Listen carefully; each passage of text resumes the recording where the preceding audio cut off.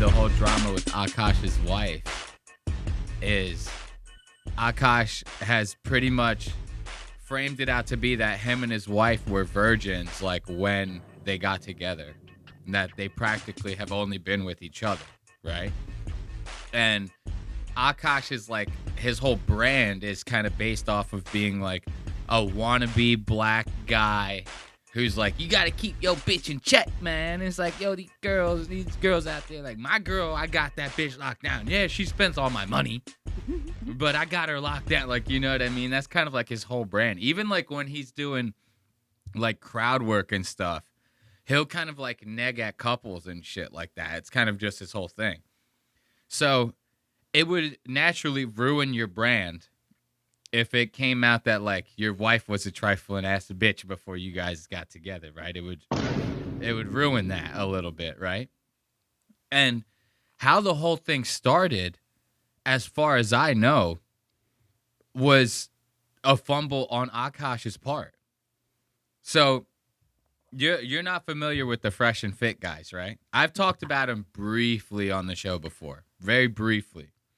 So Fresh and Fit, they're like these Andrew Tate style, like alpha male, like neo alpha male types, right? Mm-hmm. That their thing is like, I can have 8 bitches. My girl's got to be like a virgin when I meet up with her, you know? No, she can't work. She's got to cook. She's got to clean.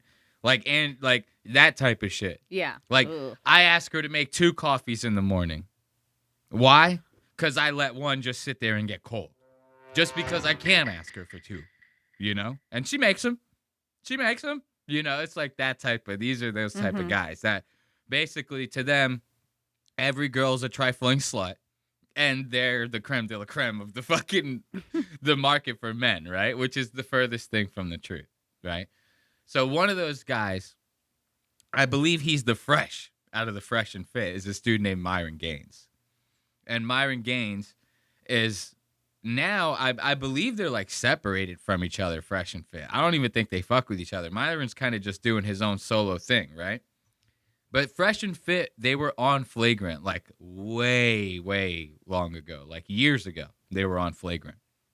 And Akaash had made like some, you know, quick-witted remark to them, basically being like, the shit that you guys peddle is like corny to me, you know? Like, I'm married, I got like a wife, I got my shit locked down. Y'all sitting there going like, yo, single men and blah, blah, blah, and the bitches are trifling. And that was like the clip, right? For some dumbass reason, Akaash like resurfaced the clip. I don't know if Myron said something or whatever, but Akaash like resurfaced it and like quote tweeted it and basically was like, I don't mind putting a bitch in his place. Like, you know, just like I did back then when you were on my show, you know, because at the time, Myron and his other partner, Mr. Black is what I call him. He's like Wesley Snipes dark, this guy. Mr. Fit out of the Fresh and Fit. The blackest guy I've ever seen. So Myron and Mr. Black at the time were being very respectful. They were like kind of just letting Akaash say his points. And then they were arguing their points back, but they weren't being like they would normally on their show where they're like down your throat, ready to make their points, not even letting you talk kind of shit. You know, that's the way these guys normally operate. It's not their show. So you could see in the clip, they're kind of just like, so Akaash for some reason quote tweets that shit. Myron just goes on the internet, starts fucking digging up every fucking thing that he possibly can on Akaash, dude. The second that Akaash said this shit, he goes, oh yeah? Is this you? Starts pulling out all these fucking tweets about Akaash's wife, right? And that's what we're going to be going over tonight. This is what I kind of want to talk about.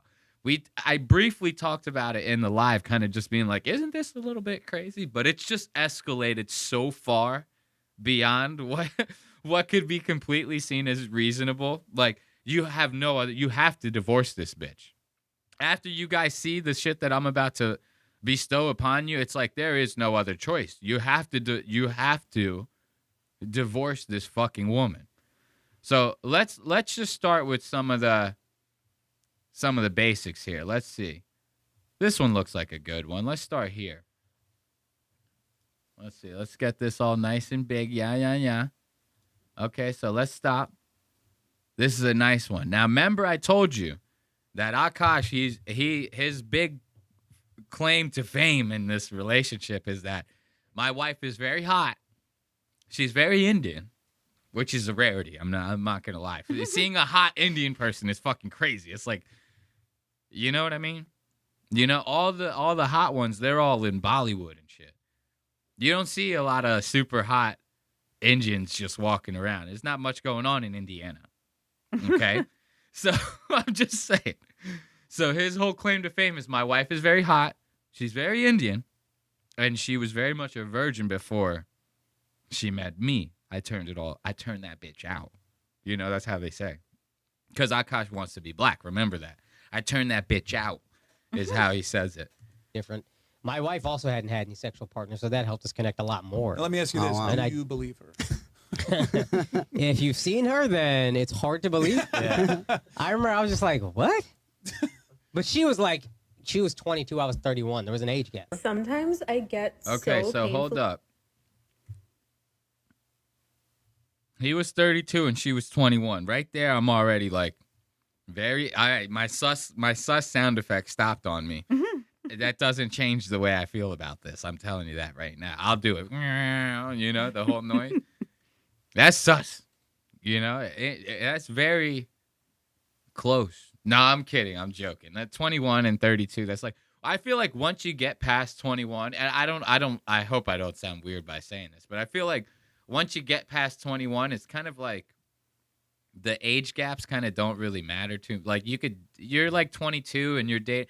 It'd be a little weird if you were a 22-year-old girl dating like a 75-year-old guy, you know? That's where that soundbite comes in handy. Because then it's like both sides of that spectrum are creepy. It's either a guy creeping on a young woman or it's a young woman trying to get that inheritance money, right? Yeah. Both of them are shitty situations.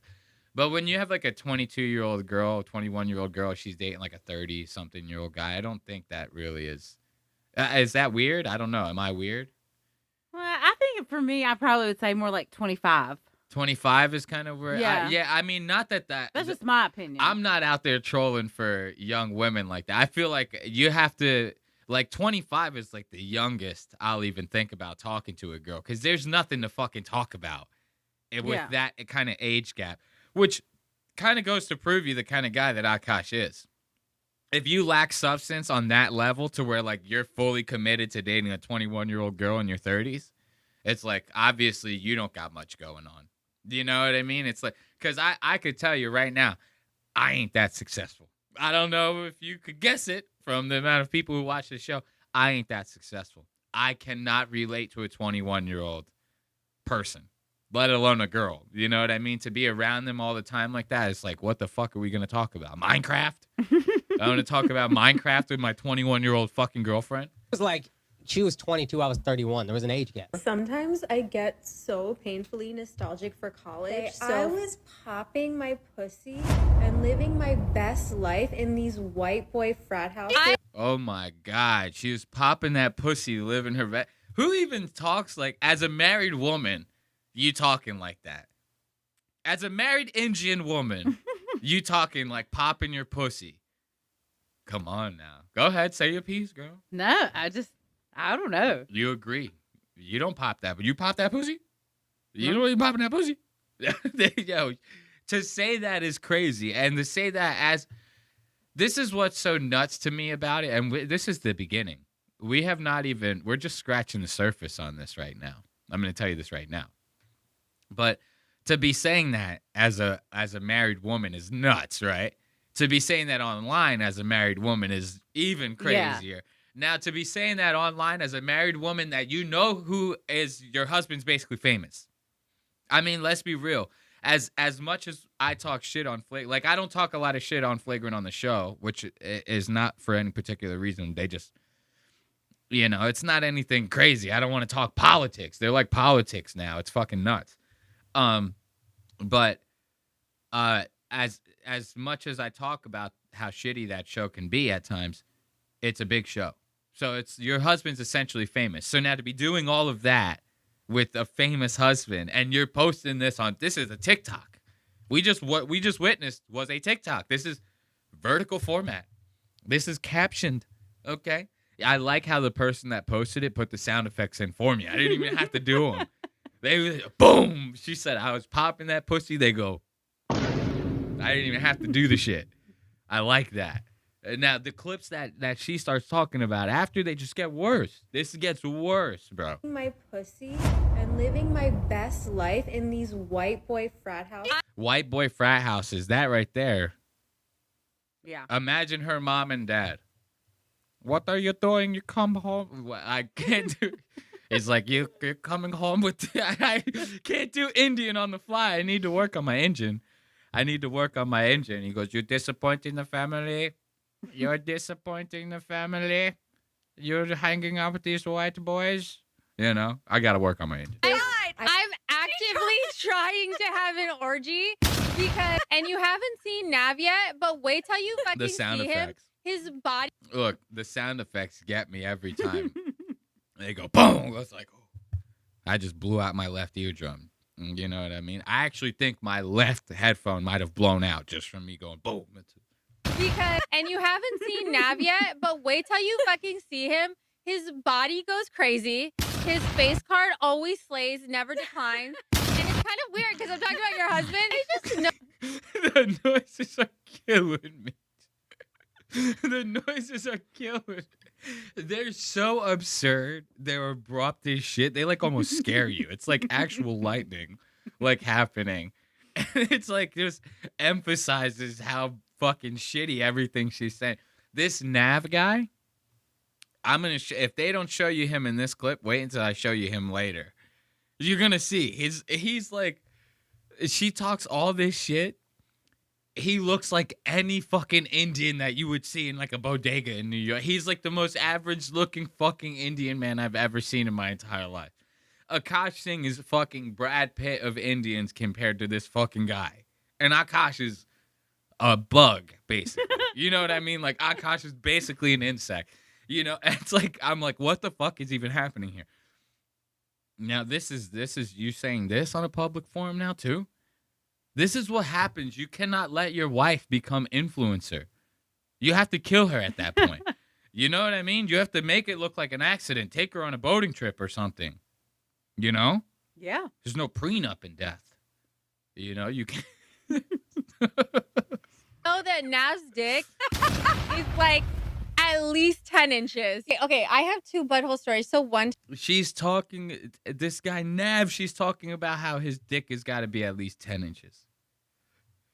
You have to take her back to India where it's like legal to kill your wife. Like, you know what I mean? It's like he has to take her back on motherland soil and fucking destroy her, dude. I don't know what's happening. It's like at least 10 inches. Okay, I have two butthole stories. So one time I met this guy on Tinder and I made the dumb mistake of letting him sleep over, like not really wanting to fucking hook up. Okay, this one's going to send you a little bit. I'm actually going to spark a joint for this one.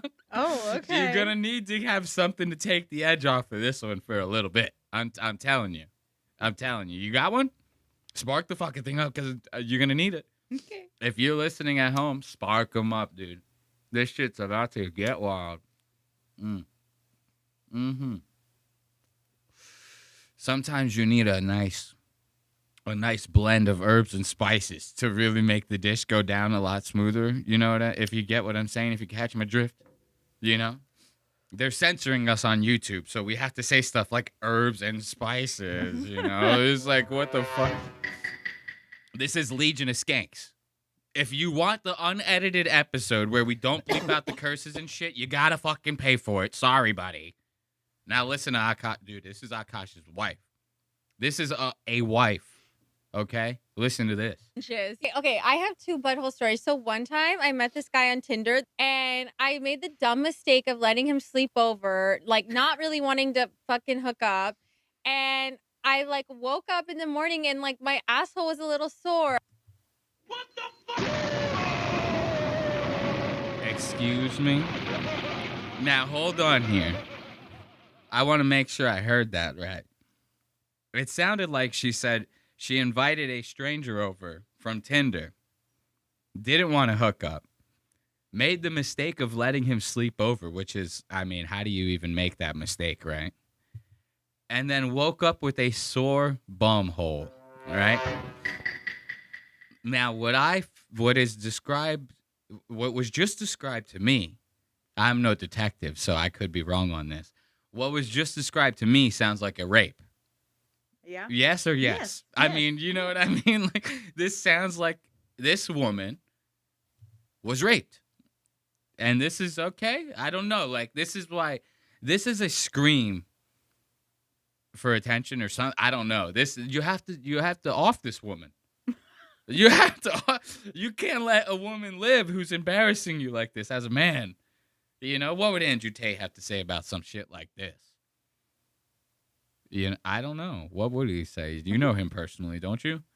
No, you know what I mean? But this is so wild. To nonchalantly go about saying this, like, you know, it's one thing if you like processed it and shit like that, but at least touch on that, right?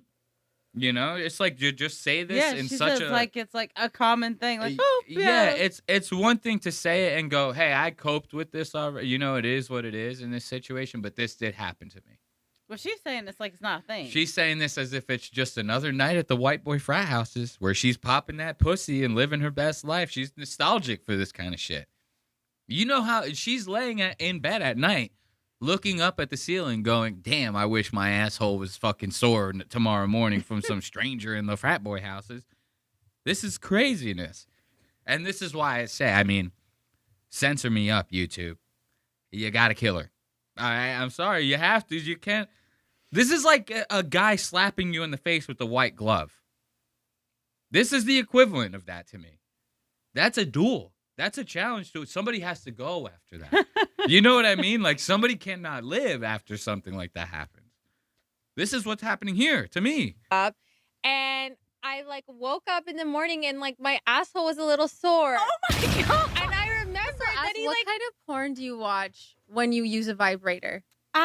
Okay, not gonna lie, I don't watch porn while using a vibrator. What? I just think my imagination is vibration enough. What? I just think of like my own husband while I'm like doing it. Wait. The most average fucking Indian guy in the world. She thinks of like the guy from the 7-Eleven. This is exact. I swear, when you see her husband, he looks like any asshole out of any 7-Eleven. I'll just let it speak first. This is she doesn't need porn when she could just think about the clerk at the corner store. You know, that's all she needs. Hey, that's kind of baller, but I could never do that. Yeah. And so I was using you and your husband split finances. And I'm going to be really fucking honest. I don't. We don't. We don't. We don't. First of all, that's a fucking red flag. I'm not like, no joke. I love you girls. If you want to work, all for that, whatever. But like any man that doesn't want to have a joint bank account or isn't being transparent with his accounts or has separate accounts, that's a fucking red flag. This is not a two-way street. This is a one-way street. His money is our money, and my money is my money. Hey, yo, what the fuck? You trying to tell me that she deserves to live? I mean, this is like Anna Nicole Smith level shit right here. His money is our money. Yeah, and my money is my. That's. I feel like she's like almost worse than Anna Nicole. Dude, Smith. She's crazy, bro. These are the type of bitches out here that like expect guys to want to fucking cater to them. It's like, why would any guy want to do that? This is something I'm about to like unlock the secret to men if women don't seem to have it. Let me give you the secret right here. Men don't want to do all this extra fucking work. Isn't it crazy to think about? A guy works all day, right? He doesn't want to come home and do extra shit, right? Now, I understand we live in an equal society where now women work too, right? So you have to split the duties, dishes, whatever the fucking shit may be. This is all very understandable stuff, you know? But when you hear stuff like this touches on another thing that guys don't want to do. Guys, they want to do nice shit for girls. They don't want to be told to do it. They don't want to have like an expectation thrown on them. They just want to do it. You understand what I mean?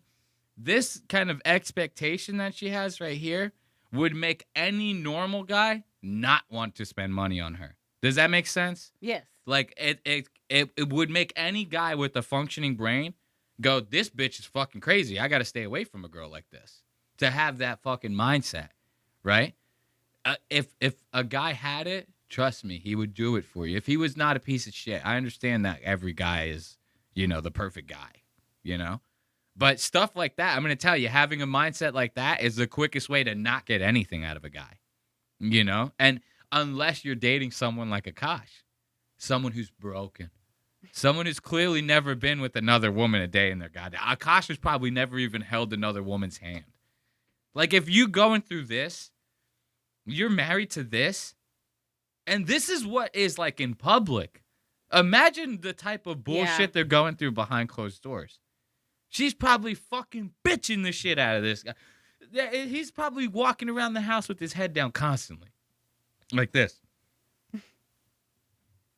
She goes, what are you doing now, you fucking loser bitch? You know what I mean? He's like walking by, I'm just getting a glass of milk, honey. That's like, she's like, you're a fucking bitch. She's got like black guys coming over and shit. They're just here to hang out. Don't worry about it. You know what I mean? It's like, what the fuck are you doing? This is an evil woman. Look at how she looks into the camera. She says this. Your money is our money and my money is like my money. Yeah? Yeah? You say that in court. You say that in court. Any judge is going to be like, not guilty. He's like, yeah, I killed her, Your Honor, but she said this. You play it back. You know what I mean? He goes, well, you should have started with that. He goes, this guy is definitely free. This was a crime of passion. Case closed. That's how they do it. Have I only made $600 from content creating? Wow, I went up $100 from last week. But that's my money. Okay? I don't know if you watch The Boys, but I love him on The Boys. I never watched that show, but like he's on my hall pass list. Yeah, oh yeah. Chase Crawford, Jacob Elordi, Austin Butler, and who else? She goes, he's on my hall pass list. You familiar with what a hall pass list is? I know what a hall pass list is. And she just names like every single guy that she's ever came in contact with ever. She goes, this one, Jacob Elordi, the guy that does my dry cleaning, right? The guy I saw the other day in the drive-thru. Your husband with the 10-inch dick. You know what I mean? She keeps going and going. She's like, basically, me and Akaash have it to where I can fuck whoever I want. Akaash is basically just, he just sits there. He kind of just waits around for me, She said, like, it's like, what the fuck, dude? This is one clip. Different. My wife also This is one clip, dude. We got more. There's so many more. Look, you done fucked up. You done fucked up if Black Twitter got to you. Black Twitter if it's getting to these people don't know who fucking Akaash is. As much as Akaash wants to be black people don't know who he is.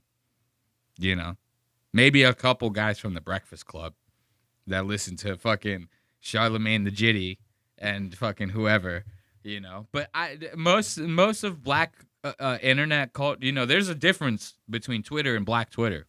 Trust me. It might as well be a separate app. I swear to God. And if Black Twitter's got to you, they're reacting to you. That's it. Your whole fight just hit the mainstream. This whole shit right here, this might as well be Nick Fuentes. Everybody knows about this. The way this shit was showing up in my fucking timeline on Twitter, you would have thought that the Queen of fucking England just died or some shit like that. Every fucking person that I could possibly think of was like, failed comedian Akaash Singh. It's like he's actually still doing comedy. It was like people had no idea who Akaash was, clearly, with like their headlines and what they were posting. And everyone was fucking posting about it. If you have gotten to the point to where you got black dudes who have no idea who the fuck you are reacting to you online, this is not a good look, my friend. This is not a good look. You lost. There. What is that guy's name? What is that guy's name? He don't even know. So what is it? His name is out there. He's actually a comic that found a way to do well for himself, but his audience is leaving him slowly but surely because of his wife. Look, he don't even know the story. His audience ain't leaving him, bro. All these people that were talking shit, they're the numbers. The hate watchers are the numbers. He doesn't even understand it. He has no idea how it even works. It starts from the haters. You know, they're a huge chunk of the numbers on these goddamn things. These people don't understand this. This guy is he's like an innocent black. You know, because he's starting out on a good note. He goes, this is a comedian who had made a name for himself. Like, he's starting like positive and shit, right? He goes, he made a name for himself. You know, he really came from the wasteland that is India. That heaping shit pile of garbage that we call India. You know, he's like, he rose from that. And he made a name. I'm shitting so much on India today. I saw a TikTok earlier. I shit you not. I saw this fucking it was a TikTok, but it was on Twitter. So it was a Twit Talk. Okay. I saw a Twit Talk earlier where this guy found like a river of trash. Like, it was supposed to be a river, but there was so much trash in it. It's just a river. It was basically a landfill, right? And the guy tried following it to the end. He couldn't get to the end of it. It was just so much. Just nonstop trash, dude. This guy is just walking through like New Delhi or some shit like that. You know, India's rough, bro. Mm. And Akaash pulled himself out of that. He pulled himself out of and he made a name for himself, and now his wife is apparently making his audience leave him. What are you, fucking high? We're all sticking around. We all want to see how this ends. Nobody's leaving. Trust me. To make sure I get this name right. Because of his wife. I'm going to say his name wrong. Let me see it. Do you know how to say that name, D? Oh, I think I know this guy's face. Nobody knows. Akaash Singh? Akaash Singh. She said it right, dude. Let's give it up. I don't know who this woman is. I don't know too much. I don't hang out with too many black people. You know, I'm just joking, okay? I know a lot of black. I know every one of my friends is black. Okay? Calm down. All right? Making me miss my clap cue with that shit. Isn't it crazy to want to be so... Akaash wishes he was black so bad. You have no idea. Every person on Flagrant, including the black guy, wishes they were black. Like, it's fucking insane. And so, like, to sit there and, like, have these black people have no idea who you are, that's got to be soul-crushing. That's got to be soul-crushing. It's like your hero. It's like, Akaash? What's his name? Akaash? Akaash Siney?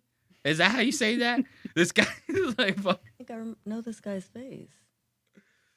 Akaash Singh? Let's hear it. What about him? What about him? Yeah, Abe knows about it. Abe knows about it. Come on.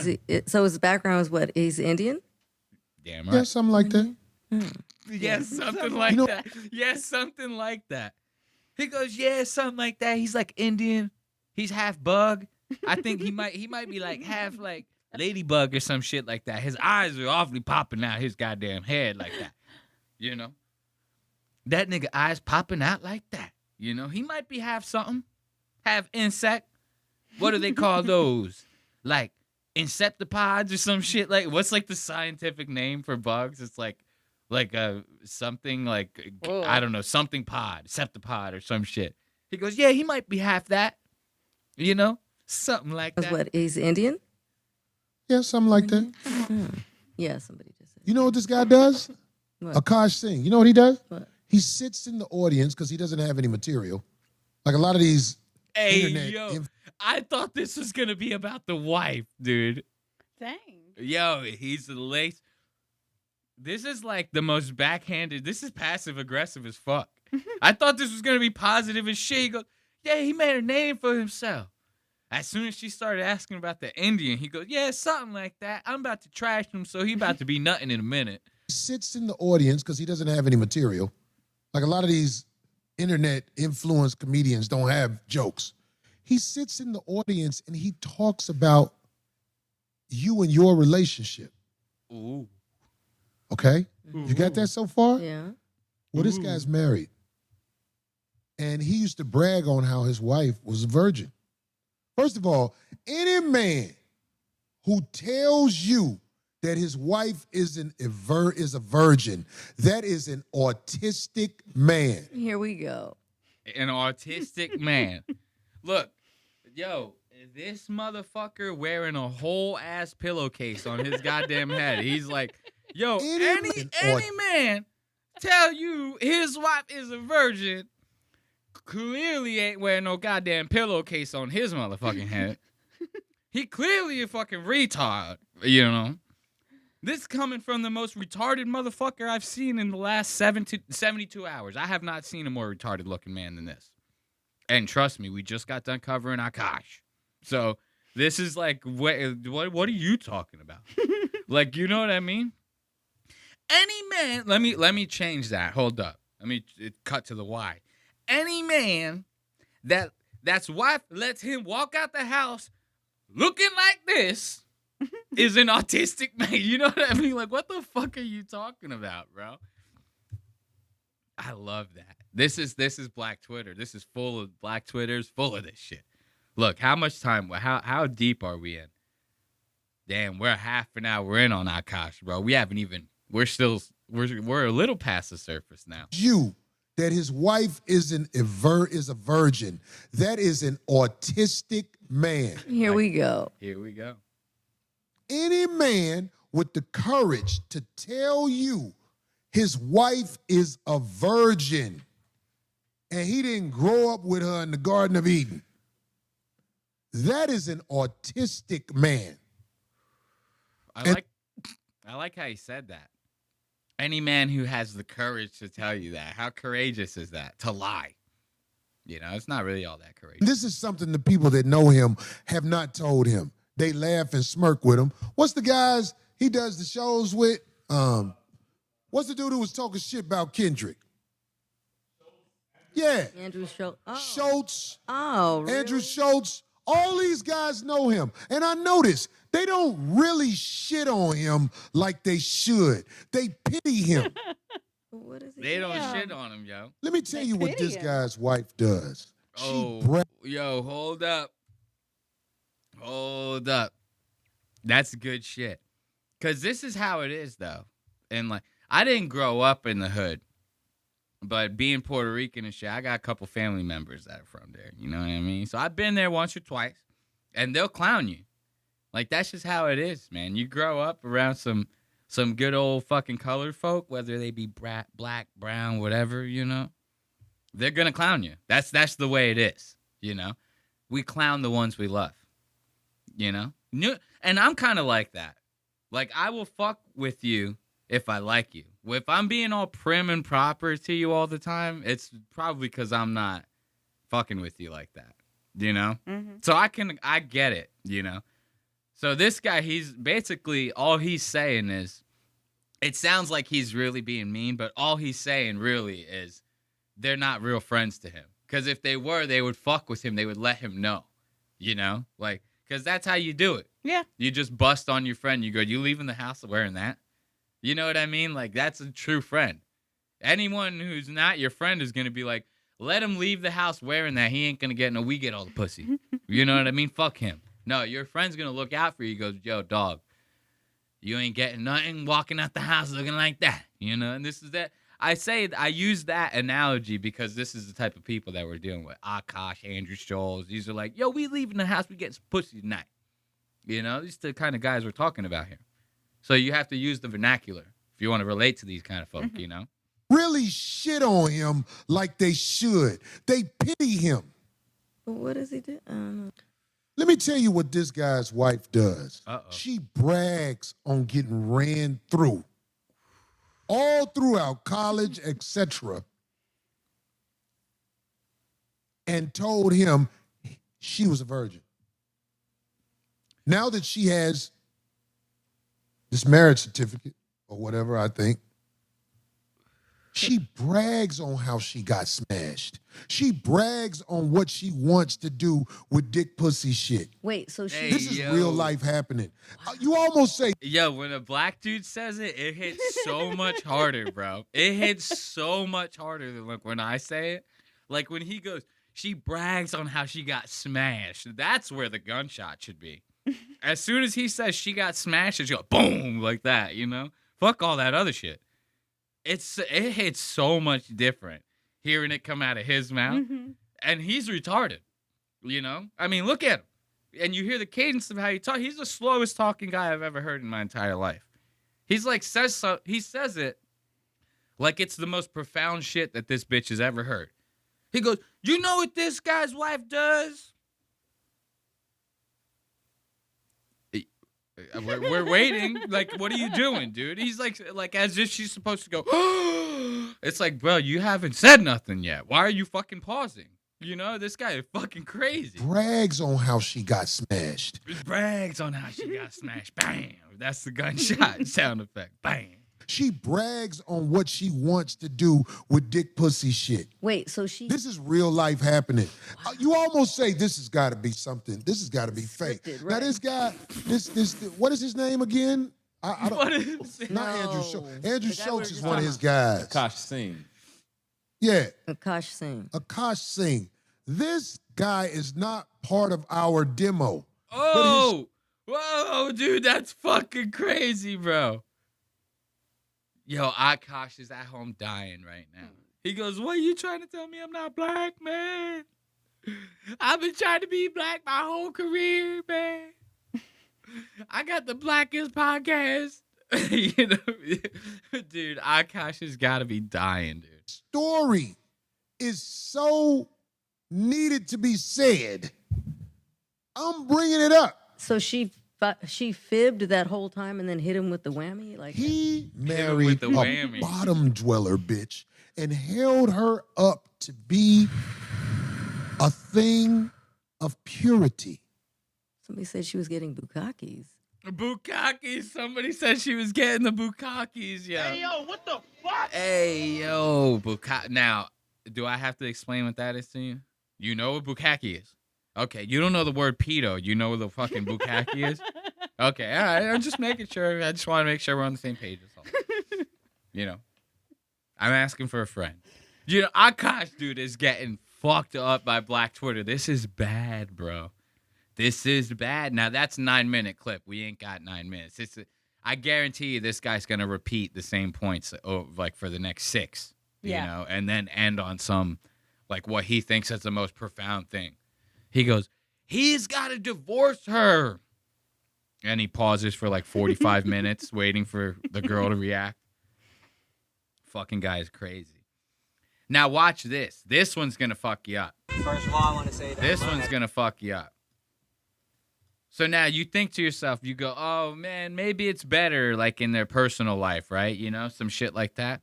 Dude, this is a video of Akaash renewing his vows with his wife, right? Wait until you see the way that she treats him during this. Very dismissive, you know? Oh, very focused on the rock. Hey, that's nice. That's nice. Akaash is like, baby, she's like, still looking at it. He's like, I'm over here though, you know, I'm trying to talk to you. She's like, guys, you see this? He's like talking to her friends. Guys, you see this over here? Akaash is like trying to like take the box from her. He's like, well, at least give me the trash so I can throw it away. You know, watch. First of all, I want to say to Amma, happy birthday. All of this is possible because you told me I could do anything that I wanted. And the best decision I ever made in my entire life was to marry this woman right here. Whose birthday it is in 2 weeks. And I love you so much. And the only regret that I have is that I only got to marry you once. So I want to make a little quick announcement that we're going to get married again. We're going to renew our vows in India next year. You girls want to come to that? Does that sound fun? And since I am renewing my vows, I think the only thing we can do is propose again. Oh, Jasleen. my God. Jasleen Singh. Will you be Jasleen Singh forever again? Yes. Oh, my See how God. you see how he's like, well, baby, you know, he's like trying to touch her and shit. He's like, oh, well, you know, let me put it on your finger. She's like ready to take it out the box and put it on herself. Like she's like, fuck you. I don't give a fuck about what the fuck do you care about? I don't care. Look at that. She's flabbergasted. She goes, oh my God, the diamond's bigger. My husband's a millionaire now. Oh, this is sad, bro. It gets worse. Trust me, it gets worse. Oh, my God. Oh. Take that drinky thing off. That drink eating. Did you guys know this? Yes. Oh my God! How big is this? Big enough for you to shut up every time I tell you to. Oh, look at that with the face turn on the goddamn kiss. Oh, sorry. Denied. Denied. I'm on so much Red Bull right now. I just opened up my second can. I'm ready to go nuts. I'm ready to go bananas. I'm like the Mask right now. I'm one of those kind of moods, you know? You get denied like this, dude. That is rough. That is what the dogs like to call rough. You know what I mean? That's bad. Look at that. She sees that rock. She goes, this is amazing. He goes in for the kiss. She goes, what's that over there? She goes, oh, you were trying to kiss me? Still doesn't, even after, watch, she still doesn't kiss him. She just lets it go in the cheek. Yo, this guy probably bought her like at least $10,000, $20,000 ring. You know what I mean? This guy's got money now. I mean, he bought her one. I mean, where they're at looks fancy. Yeah, they got to be in like Dubai or something cool like that, you know? He said it costs enough to where she should shut up when he tells her to. Yeah. Any guy who says something like that to your wife in public is getting bitched around so much behind doors. You saying that to try to save face or something, you know? That's probably why she turned her face. Because she's like, yeah, I'm going to let you get away with that right now when I don't give you pussy for the next 4 months. And then I'm out there popping that pussy, getting railed out in the white frat houses, you know? Yeah, you'll learn then. Look at this. What is this? Big enough for you to I got to, look, big enough for you to shut up. I got to zoom in on that. shut up We got to see that up close and personal. every time I tell you to. Oh, my What do you Lord. It's so much worse when you see it up close. It's so much worse. Because shit, that was like blatant. She was like, you don't know him. You married the guy. You know when he's about to come in for a smooch. There ain't no way in hell you don't. You know? And then if you didn't, what you would correct and go, no, come here. Give me a kiss, you know? Like you just gave me this huge ass ring. Yeah. Right? Right. I feel like any normal person would do that. No, not her. She's still nostalgic in her head.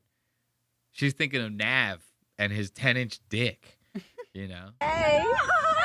This is so cool. You look so beautiful. Oh my god. Really you peed on Courtney Mustard. Yo, hold up. Yo, she had the biggest cavity I've ever seen in my entire goddamn life. I don't know if a ring is the move right now, Akaash. You need to get this bitch some dental work. Look at this. You see that? You don't see that cavity? Look. Now you see it? Oh, yeah. Oh. Dude, that bitch is huge, bro. That is a gigantic it fucking could be cavity. an already filled cavity, and they just didn't fill it with the white stuff. What the fuck do they fill it with that's like black? Some cavities that are filled are Really? darker. Yeah. No shit. Okay, I mean, I'm no dentist. I take it. To me, this looks like full-blown ass cavity. To me. Allegedly. As Matt and Shane's secret pocket. Allegedly. Oh my god. Really you peed on Courtney Mustard. You were sitting in her lap. That's a fat rock. Yeah. That's a fat rock. That's like $20,000 rock. You can't kiss him for that? Come on. You should be on your knees blowing him in front of every child. You should be committing a felony right now with a ring like that. Are you kidding me? And you peed on her. That's rough, dude. That cheeky cheek, dude. That cheeky kiss. That's a bad one right now. Oh, look at this. This is a bad one. It's got some copyrighted music. We might shut the volume off, you know. I've been getting hit. That Nelk Boys live stream fucked me up, bro. You all should see the copyrights I got on that fucking live stream. Holy shit. The amount of YouTube notifications I got from that, goddamn. And we don't worry about the money, but that live stream got blocked in like a couple different countries because of it. Dang. Yeah, dude, that's the fucked up part about the copyrighted music. It's a gamble. Like, if the song is like popular enough, they'll just block it. They won't just take the monetization from the video. I don't give a fuck about that. But they'll just straight block the shit if the song is popular enough. You listen to it for what, 10 seconds? This is literally a 10-second clip. If we were to listen to the copyrighted music in this, that would ding the episode. Now, I don't know what that ding would be. Would it be, oh, they're stripping the monetization? Or would it be, oh, this is getting blocked in like fucking Brazil or something? I don't know. And granted, it's not like we're reaching every fucking corner of the globe, but I don't want to lose that potential. Yeah. Right? You know what I mean? It's because that's the shitty thing about the copyrighted music on here. But look at this. To everyone saying my husband should divorce me, I'm going to read it to those of you just listening right now. Her TikTok. This is Akaash's wife posting a TikTok. To everyone saying my husband should divorce me, ... Look at that. Now they're all cute in the airport. Look at that. We didn't sign a prenup. We didn't sign a prenup, she says, bro. That's bad. In my opinion, allegedly, that's bad. You don't sign a prenup, bro. You fucking up. You with a girl like this, you got it. Oh, for sure. With that, your money's my money, my money's my money. Oh, business. You have to, bro. You have to. The second that this bitch, the second y'all get even thinking about divorce, separation, it's over for you. And here's the shitty part. He lives in New York City. Now, New York City is a very liberal city. Those cities tend to be very much on the mother's side. Just like a believe all women type, you know what I mean, type situation here. But dude, you get divorced in New York, you're going to get fucking washed, bro. You don't got a prenup, you're going to get fucking washed. She's going to take half of every fucking thing, bro. So this guy is like, what do you do in that situation? What do you do? Like, that's a legitimate ass question. What would you do? Because I don't know if I would divorce her. Because what am I going to lose half my shit over this? But you're only, the sooner you do it, you're only going to lose half your shit up to a certain point. That is very true. You could cut it off. Like, cut the valve off now. Yeah, right? And you don't have kids yet. Yeah, I mean, well, if you got kids, you're on the hook. Thank fucking God he don't got no goddamn kid. Imagine he's about to try to fix it with a kid. Imagine an Akaash baby. It comes out, its eyes are like softballs. It's like, it looks fucking like a tadpole coming out. You're like, holy shit, what the fuck is happening here?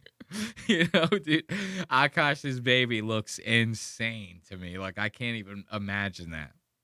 I would legit, it would look like a fucking, like frogs, how they look before. Like when they're halfway through from tadpole to they still got the little frog. tail. Yeah, and they still have a little mini tail and their eyes are all huge and shit. That's what I picture an Akaash baby looking like. Jesus Christ. But now here's the fucked up part. Is you kind of, being in Akaash's position, you are kind of at her whim. Because it's not like you can just go, okay, well, fuck it. I'll just cheat on her, whatever. It's like you either have to get divorced or you have to live like a bitch. Because if you start the cheating and the fucking up on the relationship, she's going to divorce you. She's still going to get half the shit. Doesn't matter. You know what I mean? So I think you might be right on that. You got to just cut it off. It's like cutting off a leg that's like hanging on halfway. It's like, what are you going to do? Keep dragging that thing? You know? You got to. Yeah. You got to cut it off, man. You got to cut it off. I agree with that. I agree with that wholeheartedly. What else we got on here? On this. Dude, that marriage one was oh my God, this is Nav, dude. Look at Nav. Tell me this is not the most average looking Indian fucking man that you've ever seen in your entire goddamn life. I see this guy every time I stop at a 7-Eleven. This is the guy that's like putting the coffee together at the fucking pot. You know, I've seen this man a million times. Remember what you said about him. Nav, his body goes crazy. His face card always slays, never declines. She's using like a slang I never even fucking heard. I'm like, damn, I'm that old? You know what I mean? I was like, what the fuck, dude? Talking about this guy like he's worst like day of the hottest thing since sliced bread. What the fuck are you talking about? And look at him sitting next to Akaash and his baby eyes. His baby bug eyes. This guy is not better looking than Akaash. He's probably more manly. This is probably where her attraction comes from. She goes, you should see it. He can actually open pickle jars and shit. He doesn't need my help reaching the top of the cabinet to get the cup from the top shelf. This guy is, he does his own shit. Akaash is over here breaking nails, oh no. This is what she means when she goes, I like this guy better. This is not this is not physical. Face card never declines. What stores are you shopping at that this face card never declines? This face card is declining at half of the places I frequent, and trust me, I'm not going to no exclusive joints. All right? This is getting declined at a Dollar fucking General. I'm declining this. You show up to a Dollar General, I'm your cashier, you show up looking like this, I go decline. It declined. Sorry. You're going to have to shop at 7-Eleven with the rest of them, buddy. Fuck off with this. The worst day of the year for me is? Oh, I know this. Go. Tax day? No. It's Akaash's birthday. And I feel it because she's being nice to me all day. And by 10 p.m., I can feel her getting just like, I'm so ready for this to be over. Why? It's like I turned back into a pumpkin at 12:01, May 5th, and she's so relieved that she gets to be mean again. Isn't this insane? Isn't this fucking crazy? Not what they're talking about, the audio. Are you listening? The audio is fucking dog shit.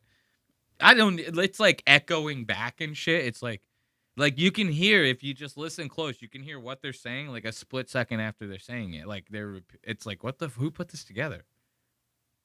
Like, I don't understand. This is what I don't get about the internet.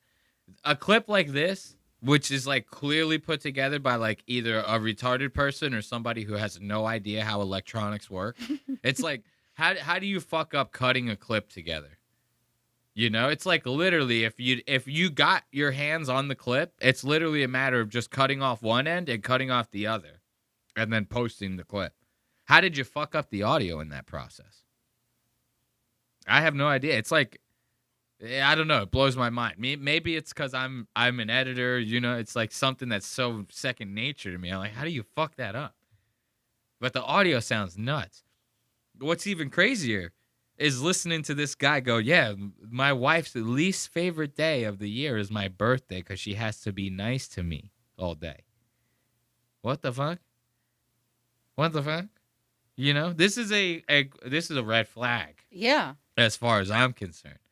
The sharing of the finances, if that's a red flag to her, this is a red flag to me. You gotta get. Akaash has no choice. He has literally no choice. He has to divorce this woman. He has to. It's like I've been joking about all this time. You have two options, bro. You divorce her or you kill her. Make it look like an accident. Bring her back to India, like I said. They'll let you do it in India. In India, they'll be like, oh, she's been saying all that shit online? Let's bring her to the town square now. They just fucking all throwing rocks at her. You know what I mean? Like, they don't give a fuck. You have to do something about this. Especially being the brand that you have, your personal brand. And you think the guys at Flagrant are going to let this go? You think the fucking... all the wannabe manosphere fucking right-wingers at Flagrant are going to let this... You're fucking high as shit. Okay, May the 4th is Akaash's birthday. And May the 4th be with you. Yes. Yeah, and every year I dread it because I have to be nice the whole day, and I have to get him something, and I have to also be nice and do like acts of kindness. She said that twice. She said that twice. She's really not okay with it. Okay, go ahead. Well, it's really hard. For her, it's really hard. She needs to just, Listen, I'm just used to being treated like a princess all day, every day, so that one day that I don't... Oh, what torture. Yeah, it's and hard. treating somebody else like they're the main character, that's like the lowest in her book. That's what it is. That's what it is. This birthday, he didn't really give a fuck either because he gave me this ring and he was like, I've done enough. Oh, God. Yeah. What are you... Look at the ring. We went to Turks But and did you get her flowers? That's where that... I forgot I was muted because I coughed. That's where that was Turks and Caicos. Because that's that ring. Yeah. That's that like rose gold diamond or whatever that she had, that pink, whatever. Well, I don't know. I'm not too hip with the jewelry. What's up? You sounded like you had something nice. Nice. She's just a piece of work. Yeah, any criticism's good over here. We applaud criticism over. That's like literally what we're doing, you know? We're criticizing this bitch, Ashley. If you're here to say that she's a piece of work, say it. I'm all for. I support it. You know, I mean, I'm here to support you and your criticisms of this woman. You know, so keep them coming. Okay. If you got them. Okay. You know. Okay. It's like we like to say in the biz: if you smoke them, if you got them, smoke them if you got them. I'm about to fucking smoke dude. I'm gonna be so blitzed by the end of this episode. Akaash's wife is making me feel this way. She's making me feel this way, dude. It's crazy. Look, there's so many. We're going to move on, you know, because I didn't realize I had this much dirt on this bitch. Like, this is bad. This is so I told you it was bad. Yeah. I told you. You didn't think it was this bad, did you? This is you might have told me to look into it. I might have seen some of these. Oh, so you did take a peek. I all did. Right. I like it, though. You do your research. You come in here prepared. You go, all right, now I know how big of a piece of shit this girl is. It helps ease the... Yeah. You know, the talking, you know, grease the wheels a little bit.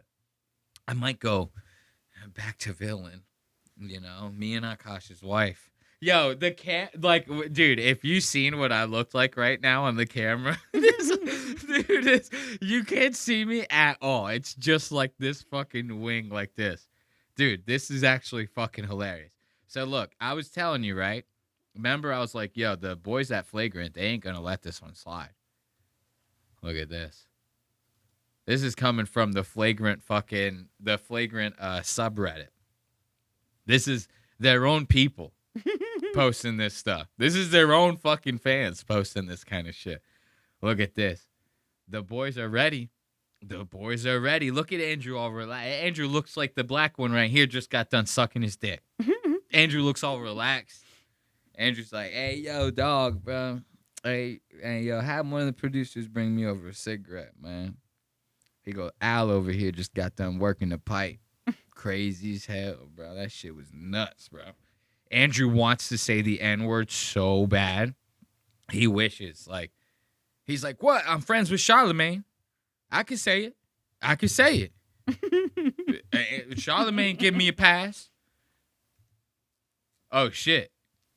Dude, I hit the space button to play the clip. It ended up fucking getting exit in full screen. All right, let's hear what they got to say about it. This is like a quick 45 second, and we move on to the next segment. Oh, what's this?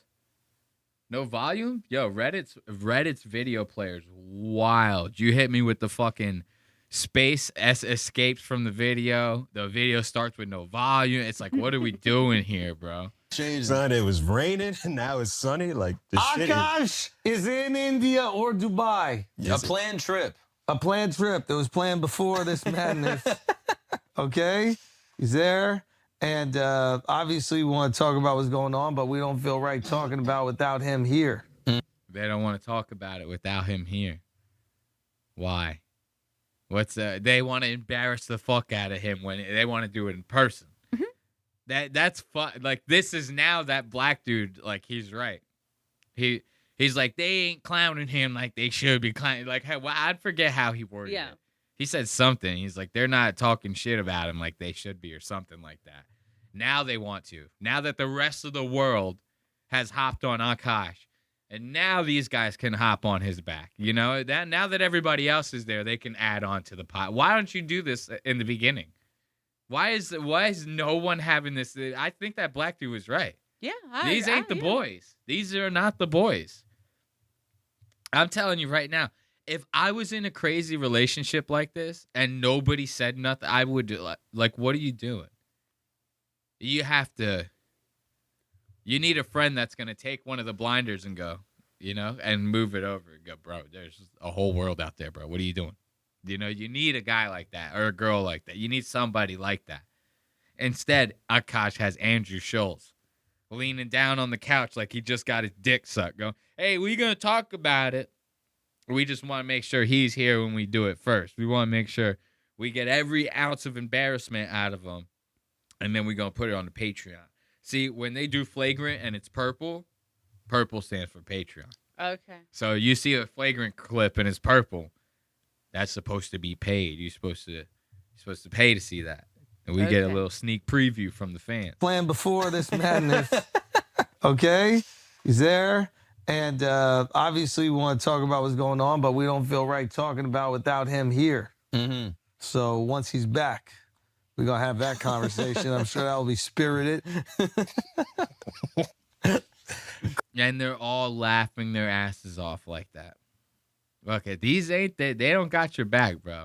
Akaash is probably watching the Patreon back, like sitting in Dubai or wherever the fuck he is right now on his little vacation, dreading the fact that he has to come back and actually talk about this on camera. Like, that's definitely Akaash is gonna get back from wherever and have one of those off-air conversations with Andrew and go like, Andrew, we can't, like, don't be doing this to me, like, on camera. Like, you know, that next time we record, like, chill with that shit. Like, yeah. with me and my wife, you know what I mean? Like, climate change. Yo, climate change is crazy, man. Mm-hmm. It's crazy, that climate change. Baking soda. Yeah. Baking soda. So we're not going to make any jokes, bro. We're not making any jokes. We're climate We're change. not making any jokes because we're a serious political podcast. Yeah, we're high tea, man. High tea. A high tea man's podcast. They're not going to make any jokes. We're not making any jokes. You saying that is making a joke. Yo, I'm telling you, it's over for Akaash, bro, as far as I'm concerned. Let's give it up. Let's give it up for Akaash Singh and his crazy-ass wife, bro. That is... Yeah, she's got to go. She has to. She has to. You have no choice. In my opinion, you have no choice but to, you know, you got to do something about that. That's one of them things. That's an elephant in the room, we like to call it. You know, that's one of them elephants in the room type situations. So what do we got next on this docket? Got some good shit, man. We got some real good shit. We got a little bit of Logan Paul, a little bit of Mike Malak, a little Steve Will Do's It. Steve Will Do's It, yeah. Now, you ain't familiar with Steve Will Do's It, you know, aside from this podcast, right? Right. Where Steve started his YouTube career drinking like handles of vodka and shit. And Logan fucking, I learned. Logan blows the top on that in this episode, boy. Yo, Logan. I like that you stopped it on this picture. Oh, dude, this is the best picture. Wait until the viewers aren't even on the clip view yet. So they don't even know what picture you're talking about. They will. Trust me. They will. This is a screenshot that we've all been waiting for. As far as I'm concerned. If it has to do with Logan Paul, this is the screenshot. Okay? Because it used to be him and Jeff Wittick. Him, Mike, and Jeff Wittick on there. Because Jeff did like 2 episodes of the show one time. He was going to be the co-host. And he quit like right away. Jeff was like, fuck this shit. But, so, Impulsion, right? They got Steve Will Do's It. Steve starts his career drinking like handles of vodka and shit like that. That's his whole thing. That's why his name is Steve Will Do It, because he'll do anything, right? That's his whole shtick. So basically, excuse me, I had to take a hit of the Nick stick. So now recently, Steve got his YouTube account reinstated. He was banned on YouTube for like the past 3 years. For apparently he had a second channel that got blocked for promoting a gambling link on the site on accident. His editor like left it in. Then he tried to circumvent YouTube's policies by creating another channel and then advertising that like new channel on his main channel. So YouTube takes that as you trying to circumvent their punishment on you know, breaking policy. So for that, they nuked the fuck out of you. So they banned him. They completely banned him. And this was like a big deal this was like one of those things where like Steve was like a creator that was like, YouTube is like my whole identity. You know, it like crushed him, dude. He's like completely fucked up over it. And now that they're letting him back on, seems like he's like just as fucked up. You know, he got on this episode of Impulsion and just was like he looked like he was trashed by the end. He pulls out that bottle of vodka in the middle of it. Like, Steve Will Do It off to a rough fucking go of it right now. If this is his everyday life, you know, the way he's acting here on Impulsion, that's rough. You know, that's rough right there. You know? And this screenshot, this is the screen grab right here. I love this. Give it up for Mike Malak and Logan Paul. We're brothers. We're happy and we're single and we're colored. Give me a high five, you know? This is like what I'm seeing right here. This is the beginning of like a fucking sitcom. Yeah, for sure. These guys. Best friends on Impulsion. Do. Yeah. You know? What the fuck is this? Saved by the Bell? These guys look fucking pussy as shit. So this was my favorite part. I want everyone to keep this in mind when watching this whole thing, is that Mike and Logan very much are inviting Steve Will Do It onto their show to try to leech off of Steve's audience that will be coming back to YouTube. Steve's audience is filled with young, gambling degenerates, people who like to spend money. This is a very strategic thing, you know, for Mike Malak and Logan Paul to have this crossover. Because even though Mike might be friends with Steve outside of whatever it is the fuck that they're doing, these are not two demographics that would normally meet. Okay. Gambling degeneracy and whatever the fuck Logan Paul is doing. You know, WWE, fucking Prime, you know? Like, Logan's a scammer. Don't get me wrong. Logan's a fucking scammer. But he's like taking these brands and making them very mainstream. This Prime, this Lunchly, right? Right. WWE is a very mainstream brand. These are not, you don't want to be crossing streams with a gambling degenerate like Steve Will Do It. So what other motive would you have to have him on the show? Because I don't know if you know this, but Impulsion has recently been purchased by the WWE.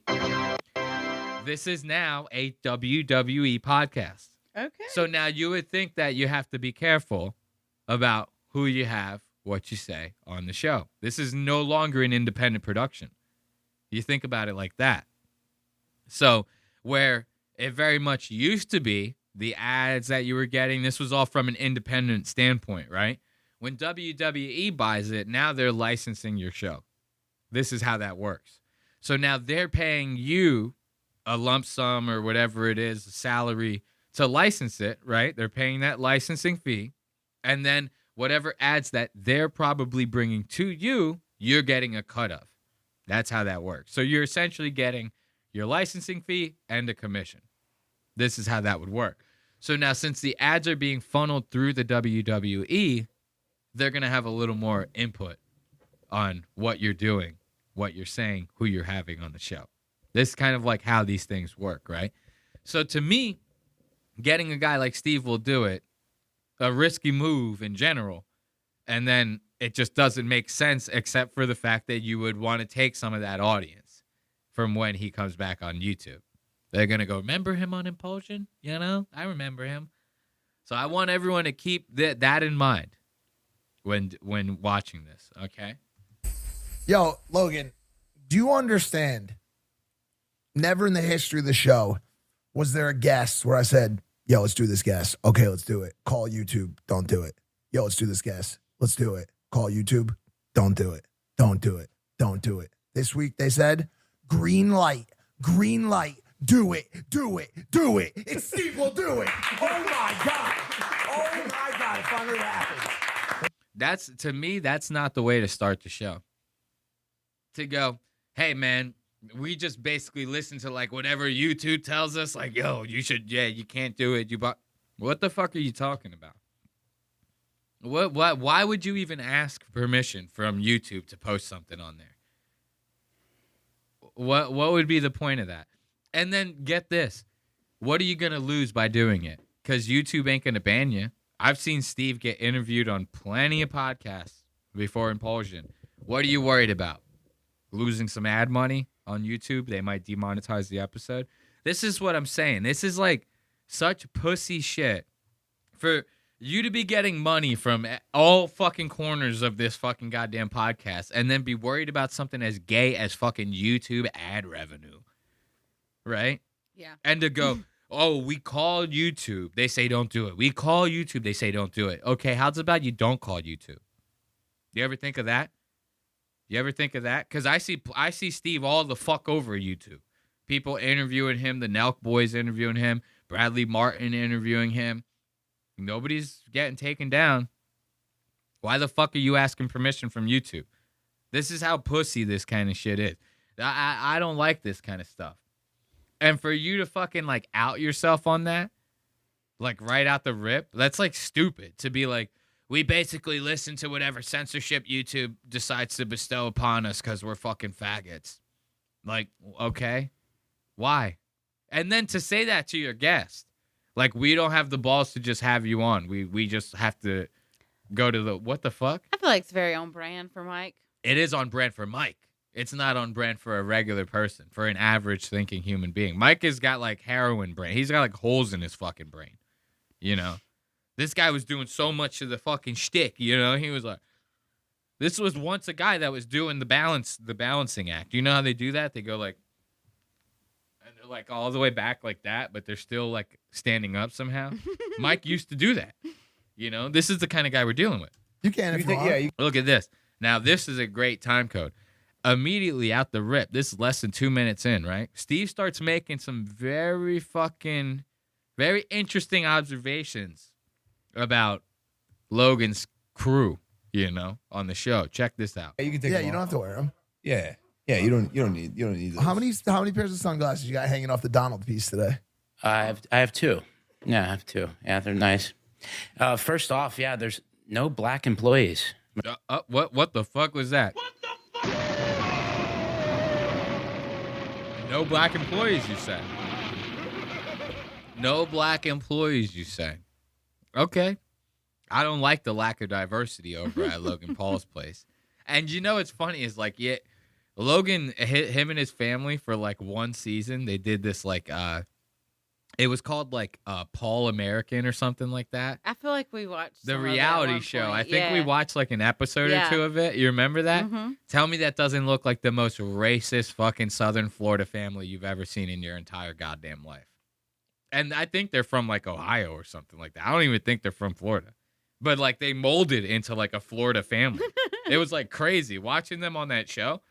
Like, you see their dad, you go, he is definitely saying hard R constantly. And we ain't talking about the word retard. I'm going to tell you that right now.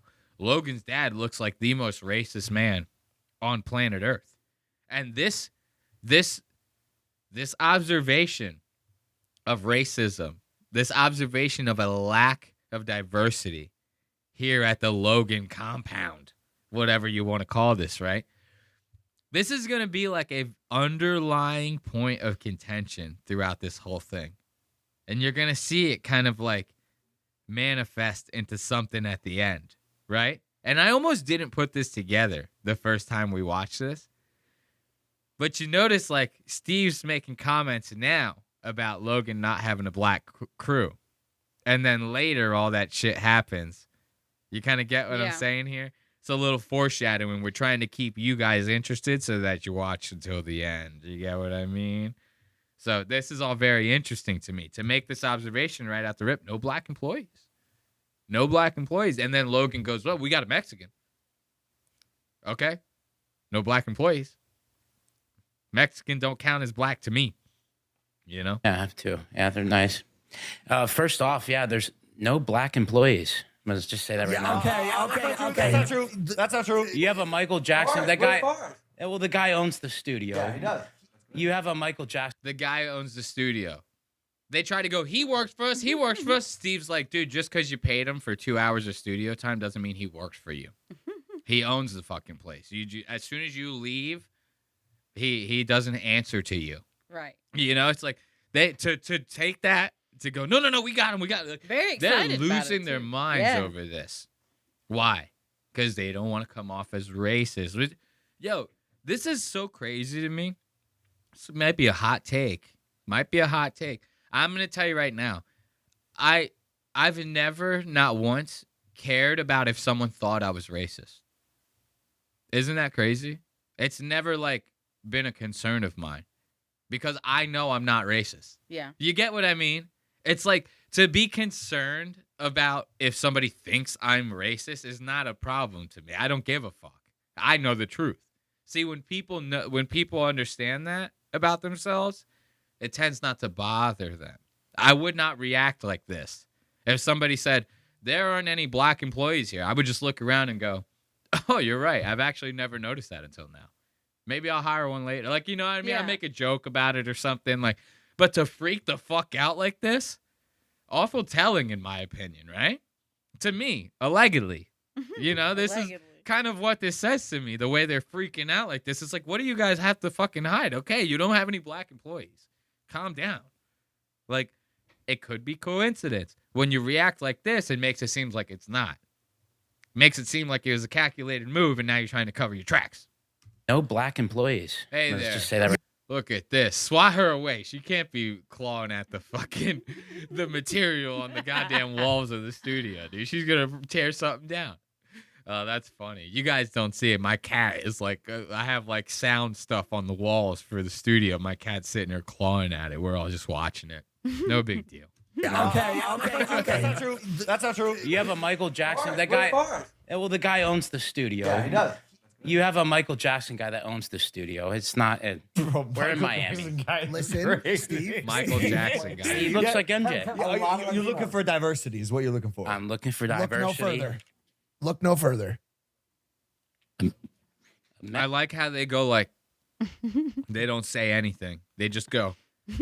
They're on display. There they are. Go, behold, my colored employees. Behold, they're all right here. They're in their original packaging, the way that they were intended to be. Behold, my colored employees. What is that about? Like, Logan is so disjointed from like the actual world. It's like crazy. You got to think, this is a kid. He became famous like before he was 18. He like hit his YouTube, like not famous on like the level he is now. Now he's more of a household name, I guess you'd say, with the WWE shit, you know? But like he was like internet famous. Like he was a YouTube star before he was 18. This is a guy who was probably a millionaire before he was 18. You think a guy like this, a Justin Bieber type, these guys never like had a reality of being like an adult in the real world before. You know, like people don't take that into consideration. Now I say that's a problem for you to handle. Doesn't justify you acting like this. This guy is sitting here treating him. He goes, look at my coloreds over here. You know, it's like, oh, chill out there, people. Calm down, you know. But, hey, why don't you go, well, there's Julio. There's Taco. There's Felipe. You know, you can't even say their names? Come on now. Even Tony Hinchcliffe says the Mexican guy's names every episode of fucking Kill Tony. You ever notice that? He goes, oh, you got Felipe, you got Julio, Tacos Belgrande. He saw the whole thing. He says the whole thing. No further. Look no further. Behold, I can't get over like Logan looking at him so serious. He goes, see, I'm not racist. Duh. Like so serious. Logan's looking at him, bro. Chill out. You got a couple Mexicans working. Mexican? No. A Mexican, and what do you think the guy on the far right is? A gay? Yep. Gay, he says. This is it. Steve is hitting it out the park, bro. This is less than 5 minutes into this episode. How long have we been recording? An hour 20. Oh, you guys are in for a long one. Telling you guys are in for a long one. I got so much Red Bull pumping through my veins. Right? What are you hungry? No. Because you don't eat until we finish recording. No, I'm kidding. But what? I gotta use the bathroom. Go ahead and pee. Okay, thanks. Hold on, I gotta change the camera angle if you're gonna go pee like that, you know. You know, you don't wanna be caught slipping like this. This guy, Steve over here to a hot start, calling this guy gay like this. Look at this. Look at this little twink over here. What do you got, a gay? That's not a bad guess, in my opinion. You know, in my unprofessional opinion, that's not a bad guess. This guy looks like he's got some sugar in his tank. I'm not going to lie to you. Looks like he's got a little sugar in the tank. And then look, because I'm such an observationalist, look, you got Big J Okerson over here operating the camera, some dude wearing cut-off gloves. We like that. Look at that. Let's look at Steve again. What, do you got, a gay? Look no further. A Mexican. No. A Mexican, and what do you think the guy on the far right is? A gay? Yep. A gay? Dude, this is crazy. A Mexican and a gay. You're gonna get banned from YouTube. No. He is also Hispanic. Oh. And I don't even want to That's tell crazy, you. Jorge. I don't even want to tell you about the one, Steve. I don't even want to tell you about the one in the middle.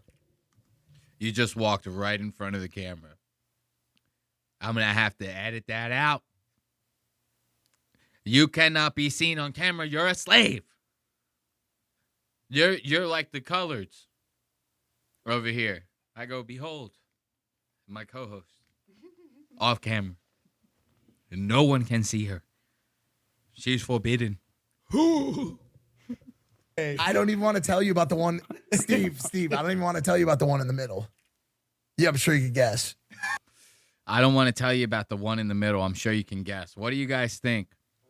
You got two Mexicans, and in between the Mexican is a what? What do you think this is? Any guesses over there? This is like a bar joke. You got two Mexicans and a Jew broad in the middle. What do you think? No. A Jew. You're very diverse here. No, he's Jewish. He's Jewish. And then Jorge is Puerto Rican. Sweet. So now why can't you say Jew? Why are they bleeping out a Jew? What's that all about? You can say he's a Jewish. He's a Jewish. That's what I'm going to start calling him. This guy is a Jewish. He's one of them Jewish. You know? Why is everyone bleeping out the word Jew now? I've listened to like 5 podcasts in the past week. I listened to that. There was like an interview with like Nick Fuentes and that one blonde-headed twink. You seen that one? I put it on the playlist. I think the kid's name was like Jack Harlow or some gay shit like that. And they were bleeping out every time Nick said Jew. They boop bleeping out Jew. What the hell is up with that? Awful suspicious. You know, I hit one of these. Why can't I say that? Because this is why I bring that up. Because these guys are working with like publicists and shit. You know what I mean? Yeah. So like, what is it? Why are publicists saying that kind of stuff? What's that all about? I could say spick. Oh. And nobody gives a shit. But isn't a Jew is a Jew? That's it, right? What else am I supposed to call it? A Jewish? A Jew, you know? You shorten it. It's an abbreviation. You know? I don't know. I don't know that. Conspiracy? Yeah. No, I'm kidding. Conspiracy? So look, now these guys right here already, you know, they got a lack of diversity in the building. I don't like that. I like to see my whites mixed with every, you know. I don't like a Nick Fuentes white all isolated with their own people. I don't like that segregation. I like mixing it up a little bit, you know? But only so much. Only so much. I have a restaurant. I'm letting blacks in. No Mexicans. I'm letting blacks in, though. You know? It's like you can only mix so much. No, I'm kidding. I'm joking. But what do we got for the next time code? Look, I was going to get into the clinically retarded stuff. Because we said that on the show before, the clinically retarded, and then Steve was saying it throughout this. He's like, I'm clinically retarded. It was like watching a movie. Let's just go. Yeah, we can watch it real fast. Let's see. Steve is clinically retarded. It's like watching a movie, and they say like the title of the movie in the movie. You're like, oh shit, they said it. I get chicks all the time. How have you reached? I get chicks all the. That's a hard way to start a time code. That's tough as hell. You start a time code like that. I get chicks all the time. You start a conversation like that, I believe you.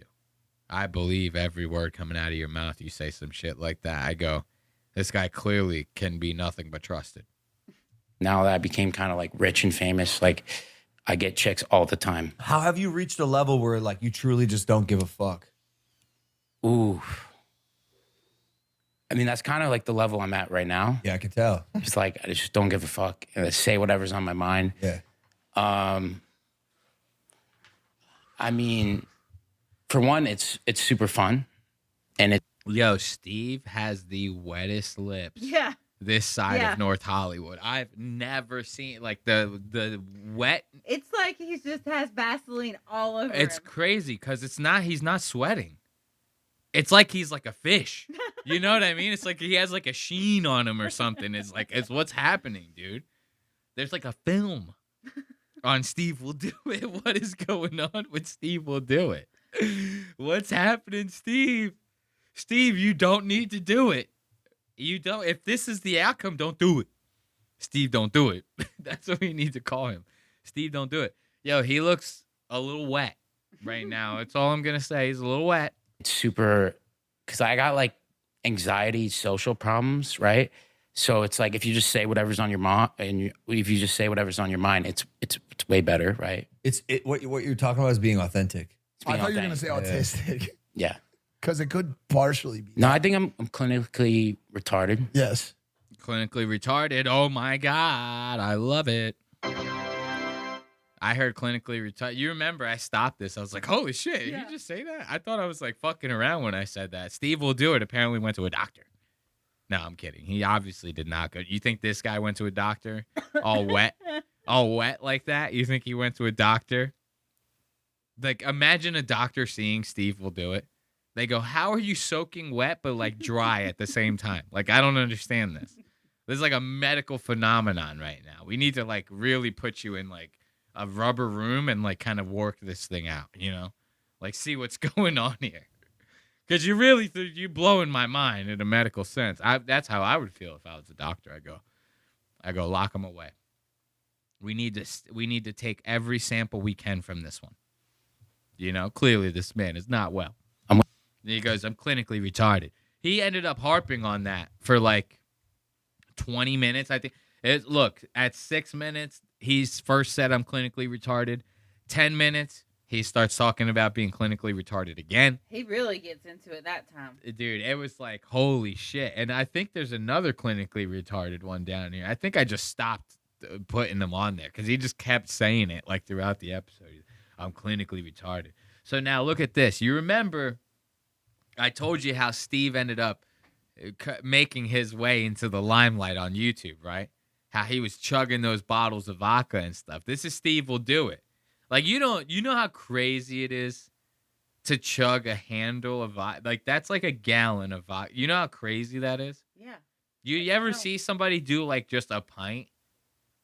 Like, I've seen that and I was like, whoa, dude. Like, at a party, I was like, holy shit. Like, in high school, I saw like this fat fucking like jockey kid do a pint. And I thought it was the craziest thing I've ever seen in my entire life. It makes me feel sick. I go, thinking he's about gonna it. die. Yeah. This kid's gonna die. You know? And that's just a pint.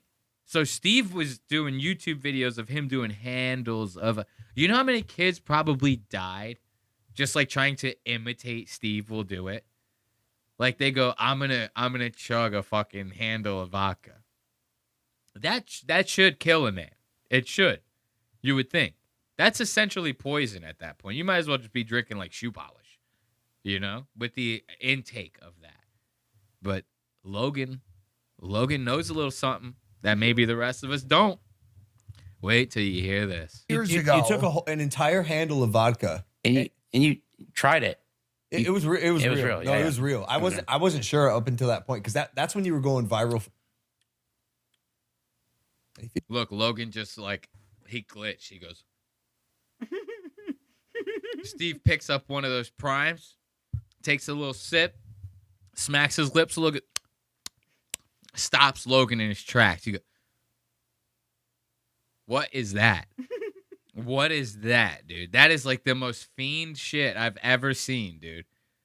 Coming out of Logan Paul. Steve picks up that prime. That's like a trick. He goes like a movie where they hone in on it. It goes like, you know, it makes like the digital noise. Locks on target. Logan's seeing that prime. He goes, it's like he finally hits his lips. Logan just shuts down completely. Waiting for command. Cannot compute. Must hear feedback. Must hear feedback on product. And you tried it. It was real. real. No, Yeah, it was real. I wasn't sure up until that point because that's when you were going viral. Any feedback? It's good. Thanks. Any feedback? It's good. That's when you were going viral for you. It's all, and then he keeps just going with the conversation like nothing ever happened. Everything is an ad to this fucking kid. Yeah. Every single thing is an ad. This is what, like, this right here, it almost like kind of goes to show you that like people that are trying to build like a personal brand, they're just not good people. Like this is, I don't know. To me, this is kind of what this says to me. Like this show, I want this show to get big, right? I don't want this to be a personal brand. Like a Lost Docs Media fucking handkerchief. Like, well, no, handkerchief's a bad example because the merch is different. Of course, I want merch for the show. But like, I don't know, Lost Docs Media Q-tips or something. You know, it's like to try to come up with this consumer level fucking type shit and turn this into like a personal brand and then build like this empire. And this comes from such a fucking narcissistic, convoluted fucking place to me. It's like, why do you need all that? You know? Like, Logan is, this is a legacy that will, you know, on the internet, Logan will live for a long time. Yeah. People will, even after Logan dies, people are going to be like watching Logan Paul videos and highlights of WWE. Like, you made your impact, bro. Calm it down. Like, but they all want to do this, like, fucking, let's make something to, like, you know, I get it having a plan B, right? But to every single thing that you do, you're advertising it as if you want to take over the world with this product. It's like, calm the fuck down, bro. Make enough for your family. You know, you get some generational wealth. Chill the fuck out. This guy, like, wants Gatorade to be, like, out of business. It's like, calm down. You seen the, like a dog when you hold a stick. Steve picks up the prime. He goes, Logan's like, it's like, what the fuck are you doing, man? Just drinking all sorts of stuff like vodka and even more vodka than that. Yeah. And yeah, I wasn't sure if it was real. And then all of a sudden, dude, right in front of me, in front of my own eyes, you chugged an entire handle of vodka. But here's what I didn't see coming. Uh-oh. And this is, I figured out your secret this night. Uh-oh. As soon as the camera's cut and you finish that bottle of vodka, you and the gang sprinted around the side of the house and just threw it all up. Hey, yo, bro, you busted. You busted. In my opinion, Steve's producers are like, his fucking publicist is like, yo, chill, shut the fuck up, bro. Like, his whole career was built off of this. Calm down. Logan's like, this is what I found out. It's like, okay, yeah, and wrestling's fake, dude. Like, what do you want? You think what do you think? We all think you're actually punching each other in the ring? Like, come on, man. If I was Steve, I'd go, calm down. What the fuck? I'd say that. I'd go, why'd you do that? Why did you just out me like that, bro? And we all know how you are. You're gonna post this. You're gonna post this. You can't. Logan's one of those people. You go, cut that out. He goes, yeah, sure. Soon as you fucking walk out, he goes, keep it in. Keep it in. Fuck them. Let's burn bridges. You know, that's crazy. That's because this is why it's crazy, because this is what Steve's whole career was built off of, him chugging handles of alcohol. And Logan just basically just goes, yeah, every time he did it, it was a lie. Like, why? Why you do that to this man? This poor, wet human being. You know, why you do that to him? And he just got done saying he liked your drink. He just got done saying he liked your drink. And you're going to fucking out him like this. As soon as any sensible man, any honorable man, the second Steve goes, oh, no, it's good. Logan goes, never mind. I'll tell the story later. That's what you do. And then you move on. You go, I don't out him. He just gave me endorsement basically on my show, you know? But no, that's not. Logan goes, I need the endorsement and I want to make good content. Fuck him. Fuck him. Let's do it.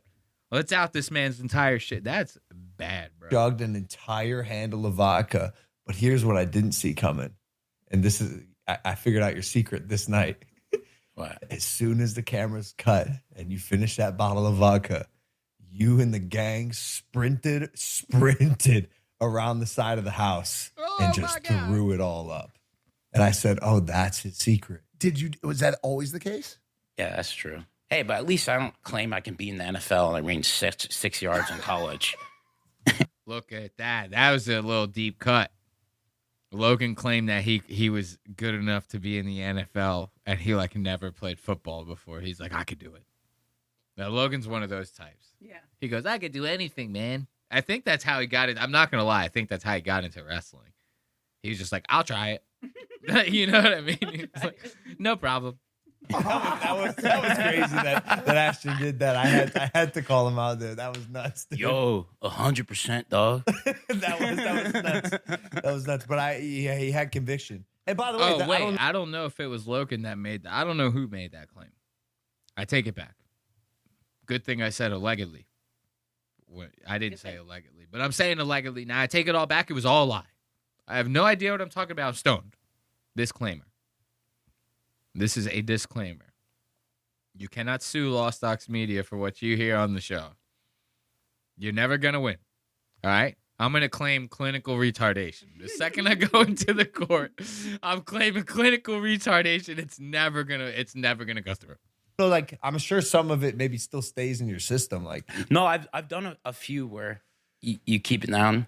You just wake up, you piss the bed. You just wake up, piss the bed. No big deal, you know. That's that. Words to live by. Words to live by right there. You just wake up, piss the bed, you know. No big deal. Now, you see right there, that's where Logan starts taking, you know, shots a little bit. Because to me, I can't take that any other way. You out the foundation of my entire career, you just out it like that? Yeah. Like, how else you taking that? I can't take that. And that's another white glove to the face situation. Those were dueling words when you said that, as far as I'm concerned. You know? So now you start to see the content brain that these guys run off of. This like content mindset. Who cares about the feelings? Who cares about the perception that I'm putting out of this person? Who cares how I'm making them look on camera? This is kind of like the immoral side of the content creator, right? Logan Paul down to a T. A sociopath with a camera is essentially what we're seeing right here, you know? But Steve will do it. Steve's just as big of a sociopath. Y'all don't know Steve.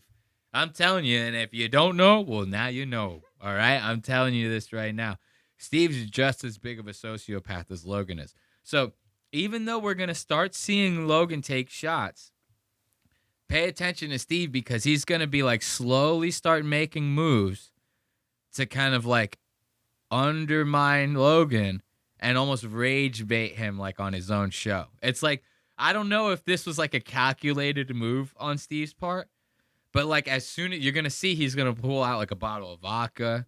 And it's like just these little things that you kind of see are just like an undertone of what's happening to kind of just build up to Steve slowly rage baiting Logan on his own show, essentially, is what's going to happen here. And it's going to be the greatest thing. Trust me, this all pays off at the end. Just answer me. My YouTube's deleted. Just answer me. You're answering me 3 weeks ago. I think that's about fair. my I think that's about fair. my title and my thing. Hey, Beast, the title of my YouTube video is this. What do you think? Oh, well, I think this, that. Hey, Beast, I'm deleted off YouTube. Like, what's going on? Wait dude? a second. Just no answer. Wait a second. So now, to contextualize this, Steve, for the listener, I don't. Me and you watch this already. I think you already know what's going on. But for those of you listening, to contextualize this time code, Steve Will Do It does not like Mr. Beast. He does not like Mr. Beast. His claim is that Mr. Beast and him were getting chummy on YouTube. Mr. Beast was kind of helping him out, you know. You should maybe change your thumbnails to this. Title should be more clickbaity like this, you know, shit like that. And then all of a sudden, Steve gets banned on YouTube. Mr. Beast just ghosts him. He goes, motherfucker, you ain't even part of the game no more, dog. I don't talk to motherfucker. I don't fuck with guys like you. Busters ain't even on YouTube no more. So he ghosts him. So that's what they're talking about right now. But now, Logan, this Lunchly thing, Logan's partnered with Mr. Beast on this. They're business partners. He's not going to want you talking shit about his business part. There's Lunchlys hanging out all over the fucking place on this set. There's a Lunchly look, there's a Lunchly right here in the background. Look at this goddamn Lunchly right here. This is Lunchley City, okay? He's not going to want you talking bad about his new business best friend like this. And this is the kind of shit I'm talking about. This is Steve's like, you know what? Fuck you guys, man. He's like, I'm fucking, I'm so fucking wasted, bro. The title of my YouTube video is this. What do you think? Oh, well, I think this, that. Hey, Beast, I'm deleted off YouTube. Like, what's going on? Wait dude? a second. Just So- no answer. Wait a second. So he was helping you. He was. And then you're upset that he stopped helping you because your channel got deleted because of stuff you did? Sounds like you got to take some accountability, Steve. That's all I'm saying. You can't be mad at Jimmy. No. Yo, coming from the most untake accountability motherfucker in the world, bro. You want me to tell you a little story about Logan that makes this time code so rich?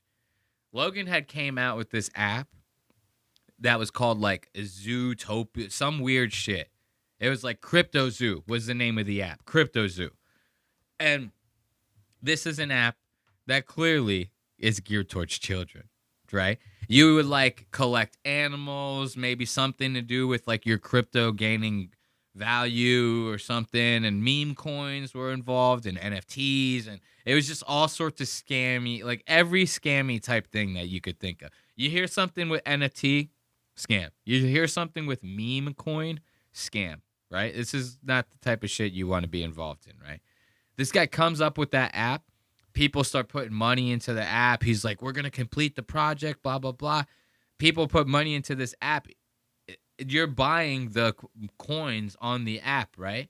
So the holder, the owner of that coin system is essentially gaining all that value, like the stock of the coin, right? Mm-hmm. So what happens? They sell off the coins, abandon the project. Everybody gets scammed out of their money. Logan gets called out, says he's going to pay back the victims of the crypto scam. To this day, he hasn't paid them back. It's been like 3 years. That don't sound like taking accountability to me. I don't know about you guys listening, all 10 of you, but that don't sound like taking accountability to me. And for this guy to say it so smug that way, he like crosses his hands, his fingers, puts his thumbs together. Like, who the fuck do you think you are saying this shit? This is the same guy that was like posting himself joking around in the like, suicide forest of Japan. He found a body hanging on a tree in the middle of filming for his vlog, still posted to YouTube. Ended up getting canceled for that when he was younger. This is Mr. You need to take accountability. You know, sounds like you're just being a hater. Motherfucker, you never took accountability for a goddamn thing in your entire motherfucking life. What the fuck are you talking about? Like, this is what makes this so rich to me. I go, man, if only Ashley knew. If only Ashley knew what I knew. And then you're upset that he stopped helping you because your channel got deleted because of stuff you did? Sounds like you got to take some accountability, Steve. That's all I'm saying. You can't be mad at Jimmy. No, he just wanted Jimmy to acknowledge is a brainless dude. No, not well. Hold on, a bro. second. He is What a do you brain, mean? a walking Get brain. mad, dude. My channel got deleted for nothing. For steak.com. You can make a dedicated channel on YouTube that is dedicated to steak. I'm sorry. Dude, this is where Steve starts malfunctioning a little bit.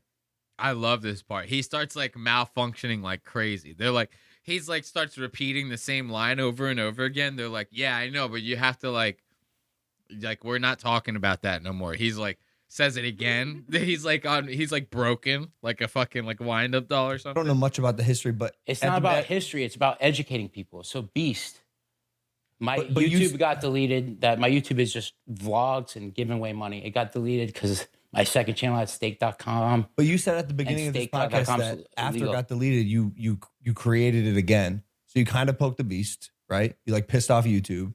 You like did something that made them upset, and then they banned you. It's about a channel that you're allowed to. It's a stake channel. You're allowed to have a stake channel.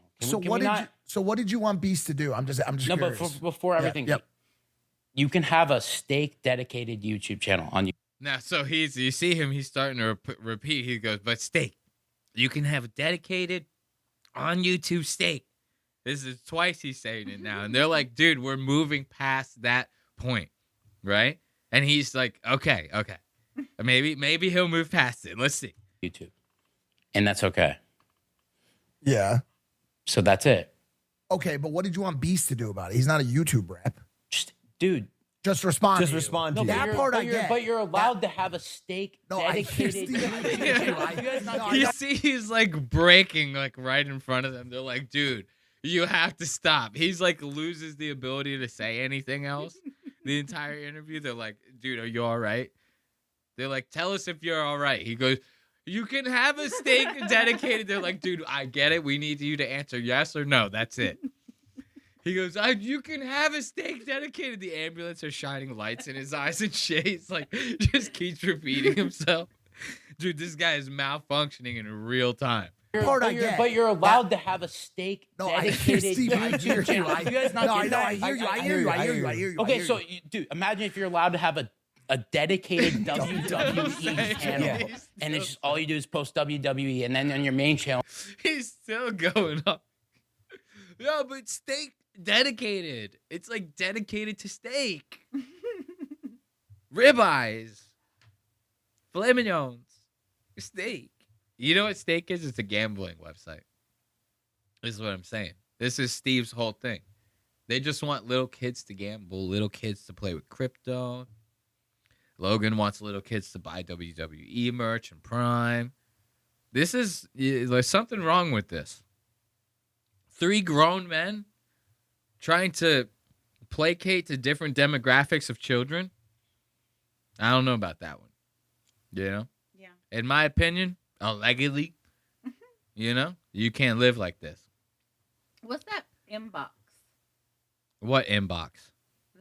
On the inbox. The M right here? Yeah. I don't know. It probably has something to do with the studio. It might be like coasters or something. Look, it's a thing of coasters. Logan's not using a single one. He goes, hey, Prime's more important. Leave rings on your table. I don't give a shit. Logan don't care. Probably a whole ass thing of coasters. He's got Lunchly. Excuse me. Lunchly. Look, this is how fucking crazy Logan is about the advertisements of his shit. Watch. Let me move the microphone a little bit. You got a Lunchly right here on the table, right? Mm-hmm. And just from the other angles, we know that there's a Lunchly back here, right? Mm-hmm. That you can't see because of Steve. You got a Prime right here. You got Primes here. Primes here. Look at over here. Another Lunchly hidden in the back, just in case. What if the camera cuts the mic? You got to have a Lunchly in that shot, right? Some more Primes. This is like a game of Where's Waldo, because if you look over here to the right, there's another Lunchly just hidden, just over here and the bottom of the fucking screen. Like, what shot is that going to be in? That one. It's not even fully in this one. So what is the point? You just have to have a Lunchly on deck, just in case. You never know if a Lunchly might get shot off of the table. Someone might get hungry and eat it, so you might have to replace it. You never know when you're going to need another Lunchly. This is like playing a game of fucking Where's Waldo. How many Lunchlys are in this picture? If you can guess how many Lunchlys are in this picture, you have 5 seconds to look at it. How many Lunchlys are in this picture? You go, 6. Wrong. The answer, 485. There's actually 485 Lunchlys in this actual frame right here. You just can't see them all. They're all hidden. That's how many Lunchlys is that. What, are you fucking kidding me right now? You fucking high right now? Jesus Christ, dude. And Logan continues with this fucking point. Logan keeps on going. I think you're a hater, bro. I think you're a fucking hater, bro. You know, that's just me. You're a hater, bro. Look at this. I actually want to go back. I have this fucking time code right here that says Steve makes a point. I find this hard to believe. I'm not even believing my own self that Steve makes some sort of point within this drunken stupor. Because look at this right here. Remember I told you guys, Steve busts out a bottle of vodka. When we were watching this, he capped this. This was fresh. He opened it in the middle of talking to these guys. Look at this thing. Halfway empty. You seen when he picked it up. It was like a 2 liter of soda almost. It was like a huge ass bottle. It's like a fifth at least, right? Steve's already halfway done it. He's halfway did it. Steve will do it, right? It's 50% Steve will do it. Steve's ready to rock. So I want to see what kind of point this asshole's going to make with half a fucking fifth of vodka in him. What do we got in for us? I'll tell you why I'm leaning so hard into this, because I see this Mr. Beast. I like Beast. I just think if he actually cared about people, he would just help my channel. You're generalizing just because he didn't help you get your channel back after you pissed off YouTube. I'm not generalizing. You're saying he doesn't like people. The guy's giving away tens of millions of dollars to random people. Have you seen his face while he does that? He does not No, look that's like a Twitter ad. Okay, that is a good point. I take it back. I take it back because Mr. Beast is the most robotic fucking man-child I've ever seen in my entire life. Dude, anytime you cover Mr. Beast on a podcast, he does nothing but stare at the cameras. When he's having a conversation, like me and you are talking, I'm staring at you. You know, I'm not sitting here looking at this person over here going, oh, this camera, this angle, you know. Fuck these guys. I'm talking to the person in the goddamn room. The point of this is for the viewer or the listener to be a fly on the wall of us hanging out. This is not, Mr. Beast is such a robot content brain. He stares at every camera. He goes, I'm talking to them. I'm talking to them. It's like, dude, you're fucking crazy. So I agree with Steve's point on this. I agree with Steve's point. Mr. Beast could give someone $10 million. I go, he has no feeling at all about this. This is just another tax write-off to him. You know, this is you giving it away. That's a tax write-off. You're not spending that. That's a tax write-off at the end of the year. People don't realize that, you know. And if it wasn't a tax write-off charity-wise, it's a tax write-off because you spent the money as a work expense. You know what I mean? So either way, it's kind of like not even really coming out of his pocket. It's coming out of the taxes that he would have inevitably paid at the end of the year. And this is the type of shit rich people, they pay no taxes. It's like shit like that. Yeah. Of course they don't. He just wrote off $50 million. Like, of course he's not paying taxes. It's like, what the fuck are you talking about? But, you know, I'm just a peon. Let's see if he finishes out this break strong. I don't have faith in Steve, so let's see. Fine, stop, bro. What do you want? You can't look at bro. You look crazy when you give away money sometimes too. Steve, you look crazy right now. All right, I'm telling you, Beast not authentic, straight up. Straight. I agree. Beast not authentic, straight up. That shit was like that might as well came from Tupac. That's how heavy that goddamn line was. I ain't never heard anything more real come out of Steve Will Do It's mouth. And man, he said that shit with so much conviction. It was like he gave up talking the conversation. He goes, listen, man, at the end of the day, this is my truth. Beast, not authentic, bro. Straight up, bro. I ain't got nothing else to say, bro. That's when you know it's real. I ain't got nothing else to say. That's how I feel. That's real. Yeah. That shit's real, man. Look at Steve making a goddamn point. I like that. Now, Steve looks, this is what I'm saying. These are little, Steve slowly putting the wedge under Logan's skin. You don't see it at this point. If you're watching this, like, in a consistent flow, you kind of don't notice it until it's too late. And trust me, it gets to a point to where it's too late. But there's Steve continuing to do what he do, and Logan continuing to be a rude fucking asshole to his goddamn guest. Let's check it out. Logan, I have so much Red Bull in me. First place, just don't act like you care about my titles or this or that. But he's just helping you out. He wasn't helping me out. Bro, it was one time. I'm just saying, just don't even get into my... Bro, I think you're a hater.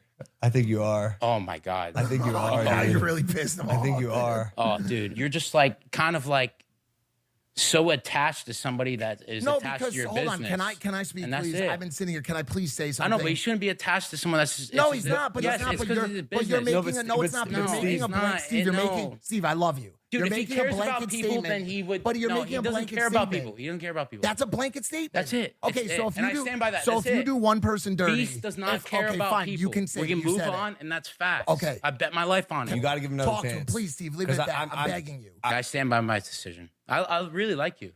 No, look at that. Now Steve is starting. Now Steve, you see he's starting to turn. Now he's pointing at Logan, going, "I really like you." You don't say that to someone you really like.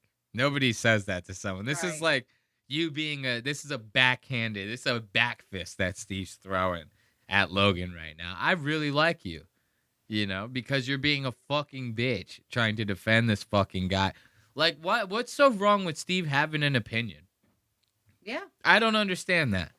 Like, they are so they are convicted on this. They go, no, he is a nice guy. It's like, can I just have an opinion? Can I just think the way I think and you guys just shut the fuck up about it? Like, what is this whole obsession with these two that they have to prove to Steve that Mr. Beast is actually a nice guy? What's with that? You know, it's and people they get pussy on shit like this. It's like you can be friends with someone who's not friends with your friend. You know what I mean? Like that's a very much a possibility in life. You can enjoy two things and not mix those two things together. Agree. You know, right? Like syrup and eggs, for example. Yeah, they go good when you're eating your breakfast. You know, you put the syrup on the pancake and you eat the egg with the. But you don't put the syrup on top of the eggs, do you? What is this, fucking Elf? You fucking crazy? You know what? We watched that show. What was the name of that show? It was like Christmas Hoarders or something. Holiday Hoarders. Holiday Hoarders. Holy fuck. If you guys have not watched this goddamn Holiday Hoarders, it is the most insane thing I've ever seen in my entire life. Because it's hoarding, but it's people that are just hoarding Christmas and holiday decorations. Like, this is next level fuckery type shit. The one girl, she was like trying to start like a vintage holiday decoration business. Yeah. This bitch didn't even know what P&L stood for. Profit and loss. This is all it fucking stands for. If you don't know your profits and losses, how are you gonna fucking run a goddamn business? This is like this is the one thing you have to be worried about. Your profits and your losses, right? Well, I think her parents might have had some influence as to why she doesn't know those things. Well, her dad is sitting there like Yeah, asking. he's asking her those things, but he also clearly hasn't taught her how to manage her money. He still has access to her checking account, and she's what, like 37? This is the boomer way, though. This is her dad was old as fuck. Boomer ass activity. That's it. The boomers, this is throw your kid in the deep end of the pool and just let them figure it out type shit. And then yell at them when they drown. This is boomer level shit. You know? Can you blame him for being a product of his environment? No, I'm kidding. Of course, he's a shitty dad. But you gotta like, the funniest part was him trying to teach her the lessons now when she's like 42 fucking years old. He goes, I think it'd be good for us to cut you off and like you get your own checking account. It's like, okay, you should have done that 20 years ago, dude. What are you talking about? Like, you throw cameras in these people's faces and all of a sudden they go, these are the right steps. The second those cameras left, he goes, here's another 10 grand so you could pay for the shit more. We secretly never want you to leave our house because we're codependent. You know, this is the one couple actually said it. They weren't even a couple. It was like a gay guy and his best friend had like a Christmas rental decoration business. And they even said it right away. They're like, we're 100% codependent on each other. So you wouldn't be hoarding this shit if you weren't friends with each other. Well, then clearly you have to not be friends. You know? Allegedly. In my opinion. So back to Steve Will Do It, you know. Sorry, we got a little sidetracked. The Holiday Hoarders is wild, bro. We could do a whole episode on I could just talk about holiday hoarders. I could do a live on holiday hoarders, dude. We could do a live on holiday. Okay, I I'll think do a we might live have to on do a holiday live hoarders. on holiday hoarders one of these days. Stick around for that. Stick around for that. What do they say? Like, subscribe, hit the notification button. If you don't hit that notification button, how are you going to find out we're live? You know? Soon we're going to be doing all that through the membership website. Yes. Yeah, dude. That one particular soundbite keeps cutting out in the middle. I don't like it. Steve, take it away. Please, Steve, leave it at that. I'm begging you. I stand by my decision. I really like you. No, him. He doesn't have anything to do with it. What does he have to do with it? Why are you bringing him into it? Because I'm starting to not like him. Dude, I was friends with him before we got in a business relationship, and I know the guy. I know, but I just know. Okay. Let's let it go. Are you? I hear your opinion. I totally hear you. I had to push back, bro. It's like But all my thing is, my whole thing is just like real, like just real feeling. Whatever. I just don't believe it. Whatever. And what do you think about? That's my opinion. I hear you. I believe that. What do you think about Elon Musk? I don't know him like that. Okay. Yeah, very interesting pivot. What do you think about Elon? Who gives a fuck about Elon Musk? What is he talking about? What do you think about Elon Musk? I'm Steve. I go, what?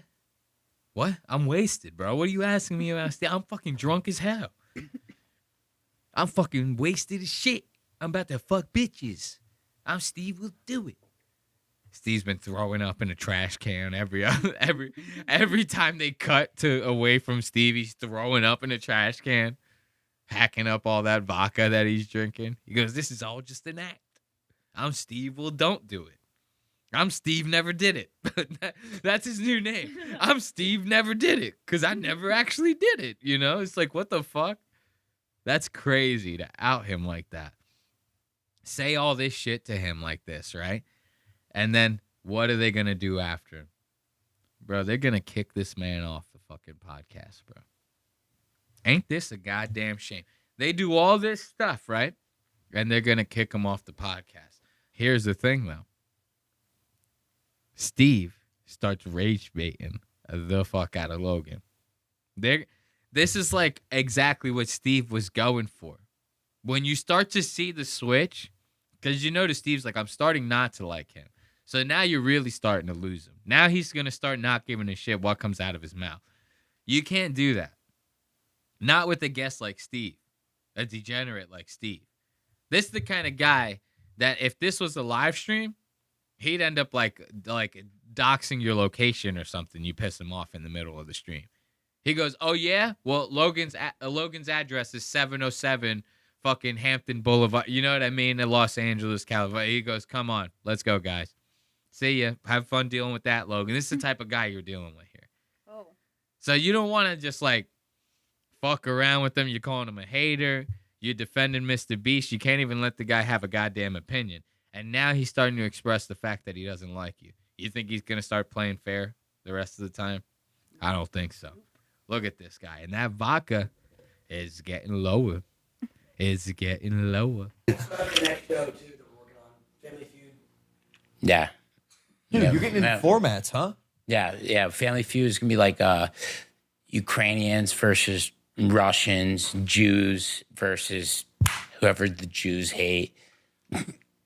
You know, blacks versus the black haters. And what's gonna happen? Family Feud at the end of it. It's like a racist Family Feud. It's a racist show. What's it called?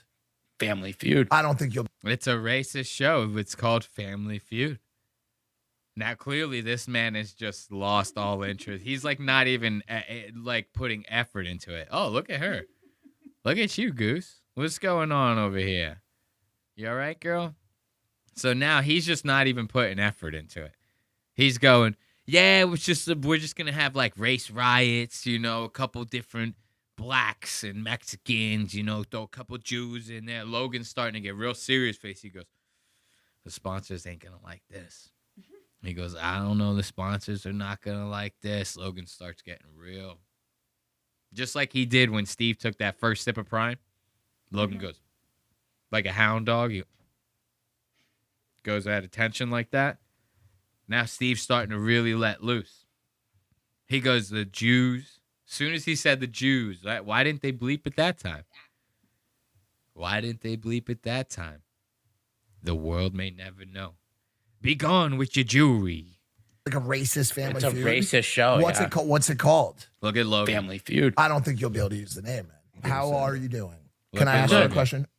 How? You saw how hard that cut was? Clearly, Steve started going off, dude. And he's like hiccuping that. Like, Steve is wasted, bro. Steve's like sitting there going, it's called like, he goes, it's Family Feud. It's family. He's like holding back throw up. He goes, it's Family Feud.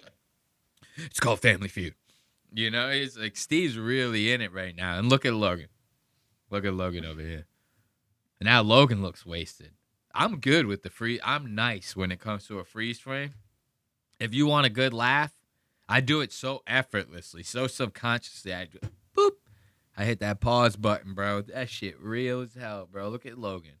Bitch ass. Oh, it's like a racist Family It's a Feud. racist show. What's yeah. it called? What's it called? Look at Logan getting Family pissed. Feud. I don't think you'll be able to use the name, man. How are you doing? How Can I are ask you you a doing? question? How now today? Yo, I'm doing so good. I think it's an honor for you guys to have me, and I really An appreciate honor it. for us or you? An honor for us or you, Mike says. Now Steve is wasted. This is white girl wasted, bro. This is like the type of girl, she goes to like the DJ booth and goes, "To Sambuca's place." The DJ booth is like, whoa, dude. So that's an actual meme. I'm not like making that up. That's like a real. You ever see that video? Dude, it's so fucking funny. This fucking white chick goes up to the DJ booth and the guy's filming her and she's so drunk. She's like, "To Sambuca's place." And she's got like her debit card. And the guy's like going like, "No, this is the DJ booth." And he's like saying it louder. He goes, "This is the DJ booth." And he's like saying it almost in her ear. And she's like listening to him. And she kind of like acknowledges that she's like registering what he's saying. And then he goes away from her and she goes, "To Sambuca." Like she's like still just wasted as hell. She's like just trying to order Sambuca. He's like, "Dude, there's not even a cash register here. It's the fucking DJ booth. What are you doing?" Like, and this is like how wasted Steve is right now. He's like, "It's been an honor for me to have you." He's like in their studio. They're like, "Dude, what the fuck? Like, you drove here?" You know what I mean? Steve is drunk as hell. Yo, I'm doing so good. I think it's an honor for you guys to have me, and I really An appreciate honor it. for us or you? Because you said it's an honor for us to have you.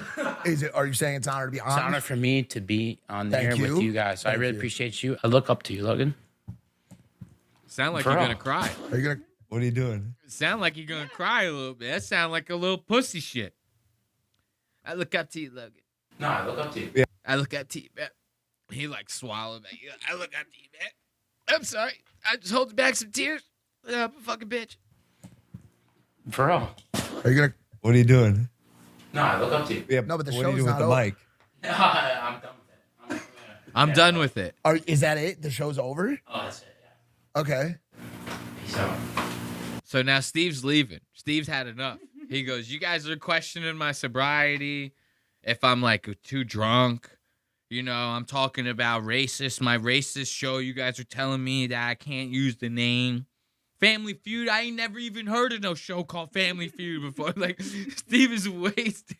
He's so drunk, dude. He's getting up. This is it. It's over, right? It's done. Steve's had enough. Say goodbye to Steve. You know, he's giving him the hand. You give a handshake like that, that's as good of a sign as any. You're gone. Yeah. See ya. Goodbye. Is that it? The show's over? Oh, that's it. Yeah. That's Okay. it. Peace out. Thanks you. Thanks. Sits back down. Do you think Jake's going to fight? Because this is sort of the Jake preview. Well. Oh, wait. What's going on? I got to hear what was said just now. What was that? I don't know. What made them go, hold? Because it sounded like someone from Steve's team, kind of. Peace out. Thank you. Thank you. Wait, do you think Jake's going to win this fight? Because this is sort of the Jake preview. Well. I mean, What? I don't care. Wait, so you're back? What? Yeah, I'm back. Steve, what's going on? Yeah, I'm back. Steve's back. Just like that. It just never even happened. Steve's fucking, let's give it up, Steve, for his grand opening. You know how a store's been open for like 10 years? The store's been open for like 10 years. They go, this is our grand opening. It's like, dog, what? I've been coming to this bitch every Sunday for the past 6 months. What are you talking about? Like, and Steve, this is basically what Steve just did. He go, we're open again. We're open for business. It's like, what? You never left. You literally never left. Steve goes, peace out, world. He goes, guys, we're out of here. He's doing like poses for the camera. And he's like, this has been real, you know. I've been an honor for you to have me, to have you, to have me, you know. And then he sits back down. Like it never even happened. He goes, yeah, what's up, guys? It's like, what are you, fucking crazy right now? Like he just literally reset. Like he like rebooted real quick. He goes, okay, I'm back. It's like, where'd you go? I'm with you right now. Can I speak with my friend? I gotta see that again. That was wild. Just for him to sit back down like that. Look at the posing, dude. I gotta see the posing. Look. He goes, Okay. Peace out. Thank you. Wait, do you think Jake's going to win this fight? Because this is sort of the Jake preview. Well, I mean, I don't care. Wait, so you're back? What? Yeah, I'm back. Steve, what's going on with you right now? Can I speak with my friend? What's going on right now? Why do you seem... look at Mike trying to pretend like he's worried about his quote unquote friend. Can I speak with my friend real fast, Logan? Can I speak with my friend? You know, I'm gonna ask him like some real personal shit right now, like live on air, in front of all these people. Can I speak with him real fast, Logan, without you interrupting real fast? Please. I need like I hate Mike Malak so much. It's like such a hatred I have for Mike and his fucking 10 out of 10 burgers. Fucking banana out of 10 bullshit. How about this? You guys, tomorrow, you come padel, right? You play pickleball?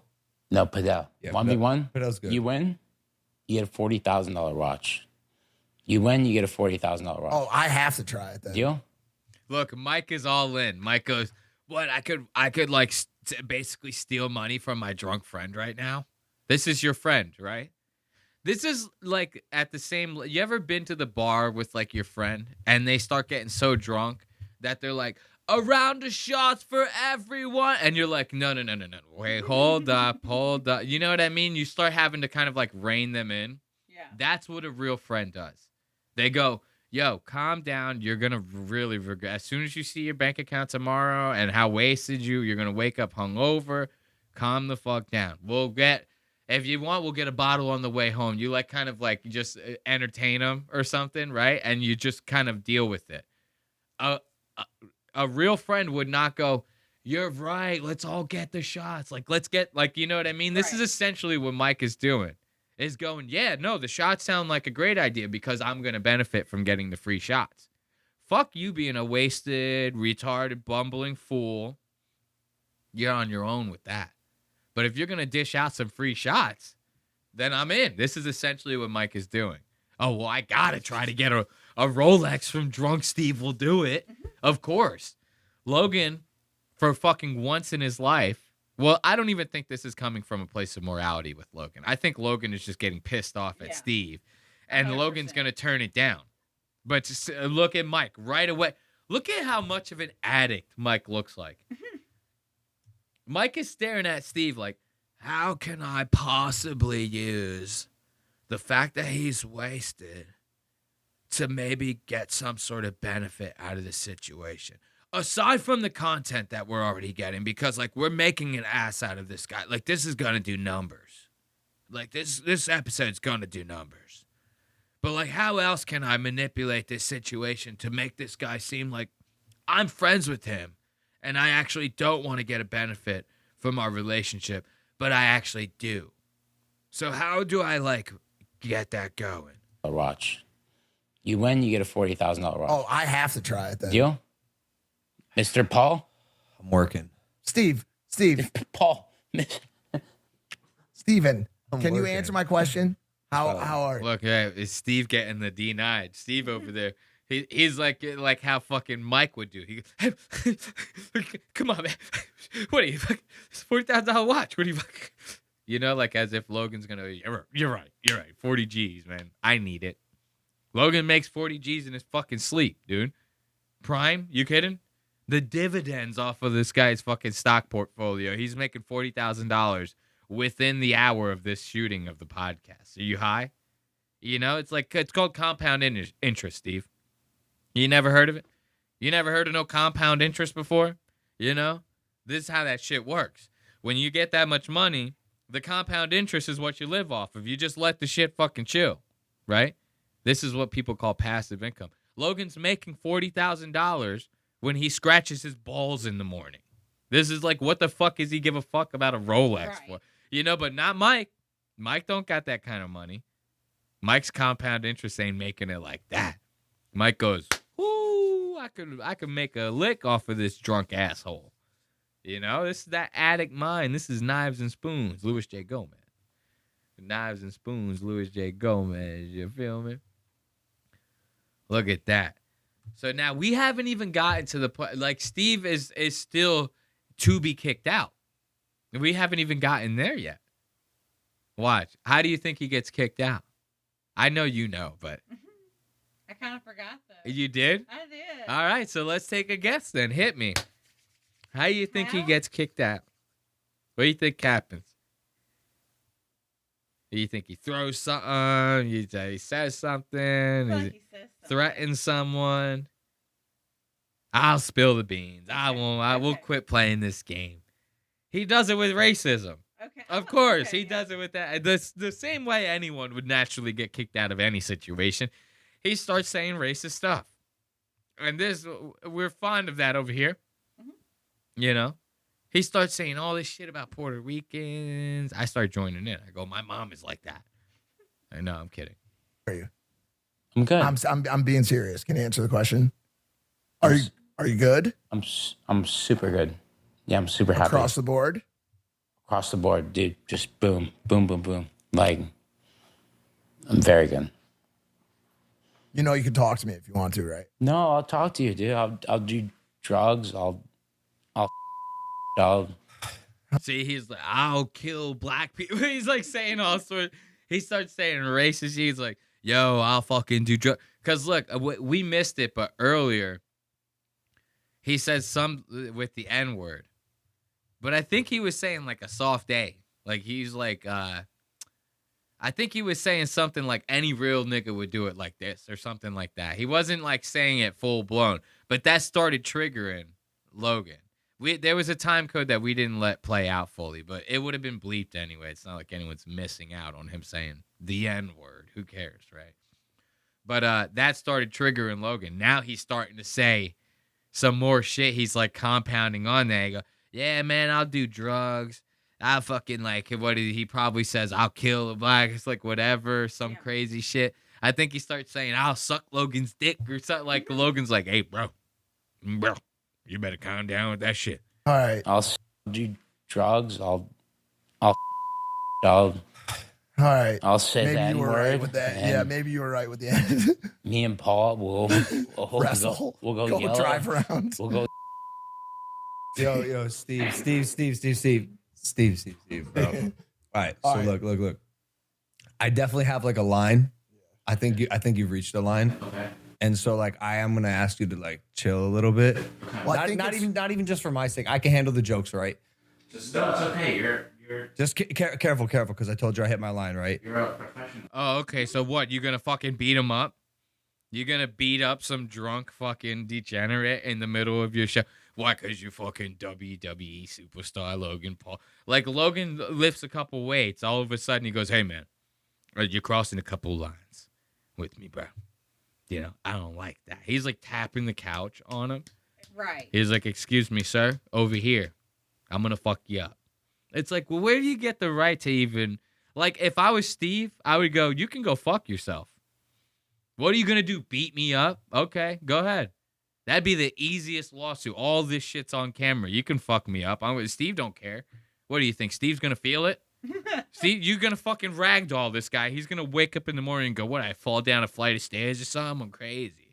Steve will do it, bro. It's like a handle of vodka. You know, Steve don't care. Like, yeah, beat him up. Beat him up. Look at Logan over here. You crossing a couple lines with me, Steve. I scam like 100,000 people out of their life savings. I'll film fucking people who committed suicide in the middle of a Japanese forest. I'll post it on the internet, Steve. I do all that shit, you know. I steal my brother. You know he fucked his brother's girlfriend when they were growing up? Yeah. They were having like a YouTube beef with each other. Legitimately doing diss raps at each other. These brothers, I fucking shit you not, doing diss raps at each other, right? One of Logan's diss raps started out with one of Jake's old girlfriends, fresh ex-girlfriend. And it basically started with like, yeah, I fucked your bitch. Like, okay, this is Mr. Take Accountability. This is Mr. I'm a hater. You know, you just a hater, Mr. Steven. You crossing some lines, Mr. Steve. I fuck my brother's bitch. You say the N-word one more time, Steve. You're going to cross a couple lines. Fuck yourself, bro. You kidding me? Like, where do you get the virtue signaling coming from this asshole right now? You got to be fucking high as shit. Because your show's getting licensed by WWE. I wipe my ass with WWE. WWE can go fuck itself. We went and saw that wrestling thing not long ago. Yeah. Matt Hardy looking a little rough. All right? WWE is fucking washed up as far as I'm concerned. I tried watching this shit recently.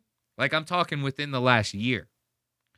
It's like 90% talking. They're like actually like, it's like a soap opera now. Yeah. You watch it. Nobody's even beating each other up. It's like 5 minutes of wrestling and 2 hours and 45 minutes of fucking bullshit talking and stuff now. It's like, people are still paying for that? That's fucking crazy. You know? It's washed up, Logie. I'm sorry. And this guy, Steve over here, he just wants to drop the N-word a couple times. You're going to take that away from him? I thought this was America. I thought this was Paul American. What happened? Just no, it's okay. You're just careful, because I told you I hit my line, right? You're a professional, man. That's and bro, I go from nice guy to like. Logan, I acknowledge it. I'm not. All right, grab him. Let's go. It's done. What did Steve say there? Said something. See, I like that. Even in the face of danger, Steve is going, I acknowledge it. You're still a faggot bitch or something. He's saying something that got bleep. What got bleep? Yeah. You know? And to the point to where Mike, all of a sudden, Mike is the fixer guy. All right, grab him. All right, grab him. Like, who the fuck are... Bro, if I'm Steve's crew, I go, what, we work for you now? What? How's about we let him stay? How about you get him out? And then the second you lay hands on him, we fuck you guys up. How's that sound? Like, I would have my security team fighting his security team. It would be like a whole battle royale in the fuck. I'd be like, this is WWE. I'm Steve Will Do It. You're freaking out, you know? Like, Steve's had so much vodka in him. He don't care. He actually might be a match for Logan. Because it's like you can't knock that guy out. He's like a Mexican, you know? He's like, you're just beating him up. He's all drunk. He's like, I thought it's the best you got. It's the best you got. He's like saying it like that. It's the best you got. Mike over here. All right, look at Logan. What a fucking faggot, dude. Over here. Mr. Tough Guy Paul. Mr. Tough Guy Paul over here. I would call him a faggot to his face 5 times. Go ahead. Beat me up, Logan. You want to prove to the world that you're a fucking a child, a man-child? You got to fight people now because you get made fun of a little bit? Guy says the N-word on your show, you're going to fight him? Oh, yeah? Okay. Easy way to lose a couple $1 million, Logan. That's all I'm saying. You're too high profile to be doing this kind of stupid shit. Not only are you too high profile, you a grown-ass man now, buddy.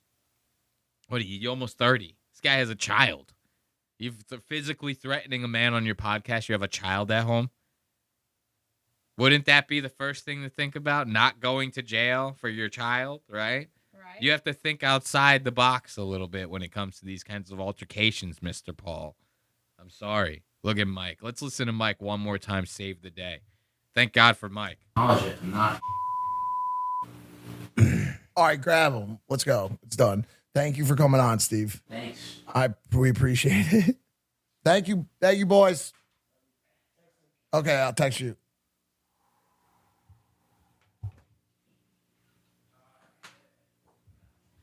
Look at that.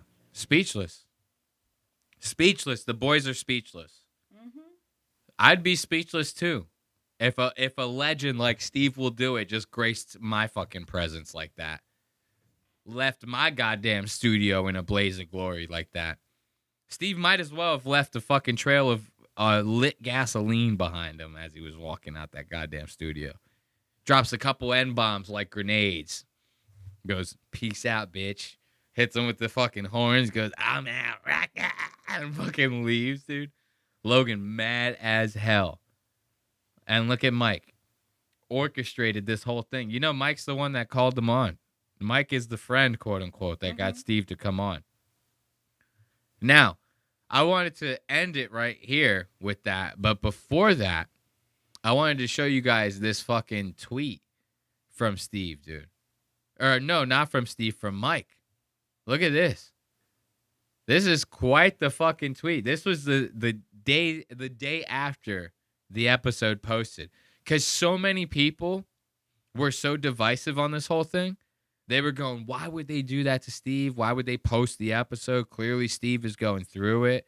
Which, there's some truth to that. If the guy was like clearly making an ass out of himself and you're his friend, why would you post it? It's like you could have saved everyone a lot of headache, including Steve, by not posting that episode. On top of that, you know that he just got reinstated to YouTube. So wouldn't you be trying to do whatever you could to like encourage the situation? No, not encourage it. I mean, well, I mean like help him do whatever he's trying. Your to microphone. Oh.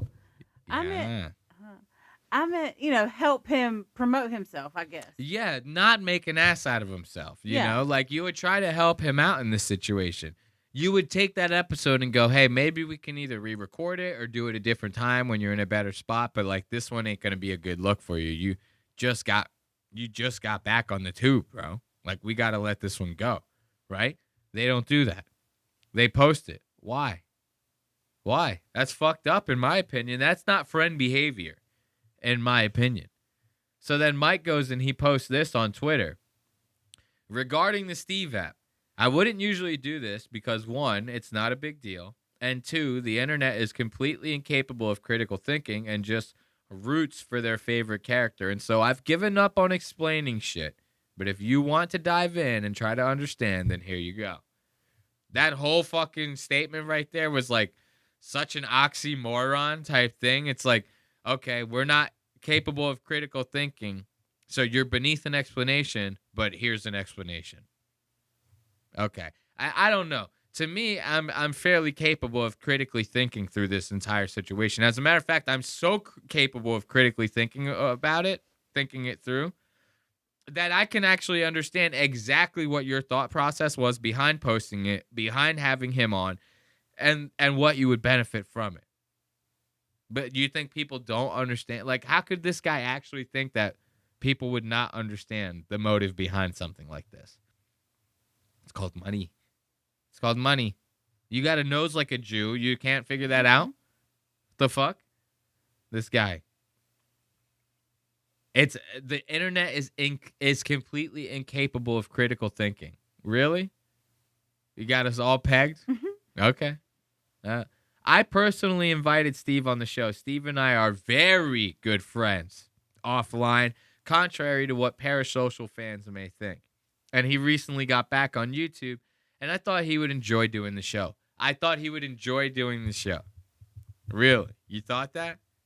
You thought he'd enjoy doing the show? That's why you invited him on? You didn't invite him on to help promote the fact that he was coming back on YouTube. You didn't invite him on to help him promote something, to maybe share audiences. It's like, why can't anyone online just say what is actually behind their reasoning, right? Like, I'm not afraid to do that. Like, we've been talking about Nick a lot recently, right? Mm-hmm. On the back end, people have been watching the show and those sections particularly more. We will continue to talk about Nick because of that. Not only because of that, but I also find Nick in those super chats highly fucking entertaining. I'll tell you right now, a life without Nick's super chats at the end, it's like, what life are we even living? To just watch that Russian roulette. I can't wait to see what the Christmas background is. Dude, the Christmas background's going to be amazing this year. I hope he takes the comfort pumpkins and turns them into like little Christmas trees. There's like he has a little Christmas tree on there with like a face and googly eyes on it or something, you know? That'd be so cute. And he's like going on his rants and he's picking up the Christmas tree and holding it like he does with the pumpkin. Maybe You know? a snow globe. Yeah, a snow globe would be perfect. He's got to get rid of that coffee cup. Unless he's putting hot cocoa in it. I need to see some marshmallows on top. There is no liquid in that coffee cup. If I'm him, I'm putting like a piece of plastic in there to make it look like there's coffee or something. You know what I mean? Like, give me something. Come on. You can't just be holding this empty cup. It's fucking, we all know it's fake. I should send him a super chat. I should send him a super chat. Be like, turn the cup over. I dare you. Give us a fucking, what's the restaurant where they do that with the ice cream? They turn it upside down. Dairy Queen. Dairy Queen. Give us a Dairy Queen real quick. You know? Make sure that make sure that blizzard ain't going to fall out of that cup real fast for us. Could you do me one, Nick, real quick? You know? Do you wipe front to back? They go like that. That one super chat. I still laugh about that to this day. Midway through the show, Steve started drinking heavily. While I don't love it for him right now in his life, it's part of his brand and his decision. Shortly after, he started saying things that in no world could see the light of day without destroying him. So then you cut the episode, my man. You cut the episode. Why? And he even explains it. To protect Steve and his new return to having a YouTube channel, we had to fine-tooth edit the episode, cutting over 20 minutes of what he said, basically ruining the cadence and making it look more aggressive on our parts. You calling him a hater fucking is saying that he's not taking accountability for his action. What about that? Would editing make that sound worse? Sounds like you're just calling him out, trying to make him seem like a piece of shit, like a dickhead, right? I don't think any amount of editing made them look any worse than they made themselves look in that situation. And here's the thing. I have to edit out 20 minutes of my show. It's like, why? Why even put it up? Why even put it up? Like, that's the thing that I don't get about all this. And I'll continue to say that. I stand by that, just like Steve will do it. I stand by that. That's facts. Facts are facts. Facts. You know? Like, that just doesn't make any sense to me. Look, we had to fine-tooth edit the episode, cutting over 20 minutes of what he said, basically ruining the cadence and making it look more aggressive on our parts. In reality, Steve said a lot, and we just couldn't air it, literally on any platform ever. Bullshit. You could post it on X, trust me. Trust me, you could post it on X. These guys, they try to make it seem like their hands are tied. They're not. You could do whatever you want. You don't want to face the fact that maybe your advertisers might, you know, start pulling funding from your episodes. You might have this little bit to deal with the WWE who's now licensing your show. It's like, these are all pussy excuses for you basically censoring yourself in a way. You're not doing it for Steve. If you were doing it for Steve, we would have never seen this episode. That would be doing it for Steve. See, real niggas, they do it off camera. They don't involve the camera, okay? And then go, we did it for him. This is not how it works. I would never have a real conversation with my friend or family and then post it to fucking YouTube. What are you, fucking high? This is supposed to be for entertainment value. You're already debunking your own fucking thing. Eventually, Logan asked Steve politely to pull it back. Politely? Politely. He basically threatened him with violence. He goes, I'm nice, and then I get angry. What's that supposed to mean? How would I take that any other way? Right. You get angry, and then what happens when you get angry? Your skin turned green? You fucking, all your clothes start ripping off, Logan? You get angry like that? What happens when you get angry? Would I not like you when you're angry? Is that how that works, Logan? The fuck? What are you, the Hulk now? This guy's fucking crazy. And to sit here and try to twist the narrative like that, right? Like, we all saw it on camera. You're just going to sit here and try to, like, manipulate it with a tweet as if anybody's going to buy that bullshit? Like, I like how these guys think they could rewrite reality as if, like, the shit is real because they say it is. As if, oh, you know why they think that's because they think that everyone on the internet is stupid. They think that they are smarter than the people that comment or post or whatever about these guys. Because you just heard it come right out of his mouth in the first paragraph. He goes, you guys are obviously all idiots, so, like, let me spell this out for you.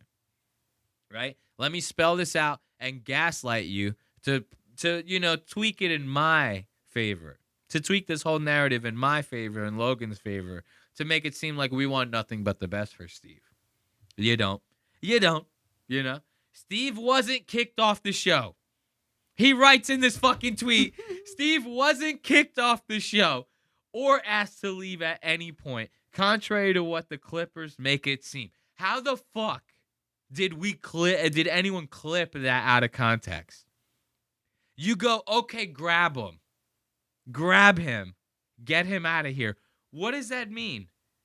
Right. What, because you didn't say get out to him directly? What are you talking about? If I'm in a nightclub or something like that and I go, hey, security, grab him, get him out of here. Just because I did not physically grab the guy does not mean I did not get him kicked out. It's like, what are you talking about? Mike is like playing semantics here going, well, we didn't physically touch him, so we didn't tell him to leave. You know, it's like, okay, you told his fucking team to get him and grab him and get him out of here as if he was like a fucking child. Who says that like that? Grab him. Right. You know what I mean? Normally you hear people say grab him when they're threatening violence. They go, grab him or I'm going to fuck him up. You know? So that's how you're talking to your friend? You saying grab him like that? What are you and Logan going to jump this guy? You guys going to beat up Steve? Imagine that.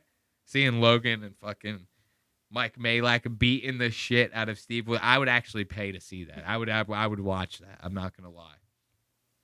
To watch Steve just get beat the fuck up. Steve's like he's like Sonic the Hedgehog. Every time they hit him, coins are flying out of his pocket. He gives away so much money. He's gambling and shit all the time. They're just beating him up. Cash is flying all over the fucking place. That would be hilarious, dude, to watch that. It's every punch. It's like, ba-ding, ba-ding. It's like you're watching a Nick Fuentes super chat. Ba-ding, ba-ding, ba-ding. All this money's flying out of Steve. Jesus. I'd pay to watch that. Look, he says Steve wasn't kicked off the show or asked to leave at any point, contrary to what the Clippers make it seem. Things cooled down, and he out of nowhere just got up and decided he was done. We shook hands and everything was fine, and we just felt very down and awkward. Logan had his reactions to this, and I had mine. This guy is like delusional. Like, we literally just watched. It's like on fucking video of what happened. You literally just took those two things. And flipped them. You switched them. Like, you made it seem like one happened before the other. No. He got up, fucking pretending he was going to leave, shook your hand, then you kicked him out. Why are you making it seem like anything else happened? I don't understand that. Like, that's heroin level cope. You know what I mean? This is like the type of guy that will help you try to find the money that he just stole from you. Yeah. You know what I mean? This is that fucking kind of behavior. Now, the big question, look, he says, if you watch the whole episode, which I'm sure many of you didn't, I don't got to watch the whole episode to know that part was a lie. Like, you could literally just watch that 2 minutes and know that every single thing that you just said is bullshit. You could watch 2 minutes of that fucking podcast and know everything Mike is saying right here is complete and utter dog shit. This is what we call losing credibility in the business. You know, this is why people like your journalists and stuff try to vet themselves when they post or fucking publish articles and shit. Because if they find out one thing you're saying is a lie, then people just won't believe anything that you're saying. This is what's so important about that. So now I find out you lied about the way he was kicked off the show. I don't believe anything you're saying. I'm sorry. You could be saying the most truthful shit in the world that you lost me. Sorry. Look at this. If you watched the whole episode, which I'm sure many of you didn't, you saw numerous times that I tried to help Steve explain something, calm the situation down, and offer him grace at the end of the episode. That maybe he just had a bad day. This guy, dude. Now the big question, why air the episode? This is the big question. This is the question why would you air the episode? Let's listen to what grand fucking explanation that Mike has for this one.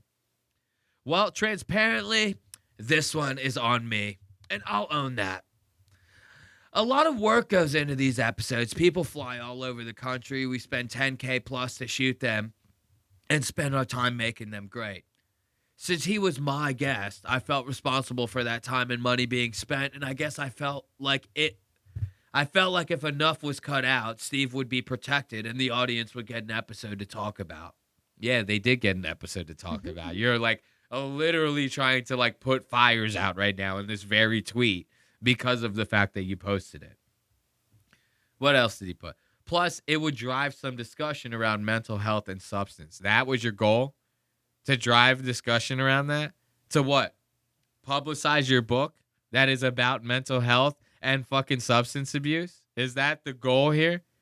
This guy like doesn't even what, you think people don't have the ability to put dots together? What the fuck is like, this guy is fucking crazy. Looking back, maybe that wasn't the right move. Hindsight is 20/20.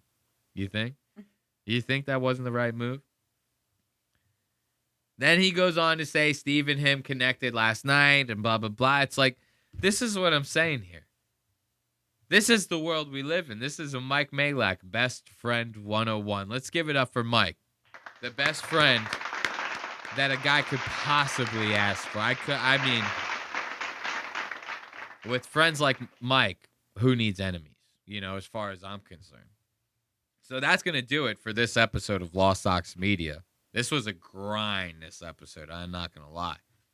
I'm hungry as hell. I need some cheeseburgers, bro. Yo, I got these cheeseburgers, man. And I'm trying to eat them. So I got to start plugging stuff at the end of these. Make sure to, like the episode, comment on the episode, tell your friends and family, subscribe, notifications, all that good stuff. We're at Lost Ox Media on every platform. Literally. At Lost Ox Media from YouTube to TikTok. Spelled the same way and everything. No spaces, no underscores. We have the actual handle. That's the way we like to roll, And then, of course, you can check out the website if you want to support the show by buying merch. That's lostox.media. Lostaux.media. Catch new episodes every Wednesday. Make sure you subscribe and hit the notifications to catch the lives when we end up doing those. When we go live on YouTube. We go live on Twitch. We go live on Kick. We like to call that the multi-stream. We tap into the multi-stream. And we go when we start going live everywhere.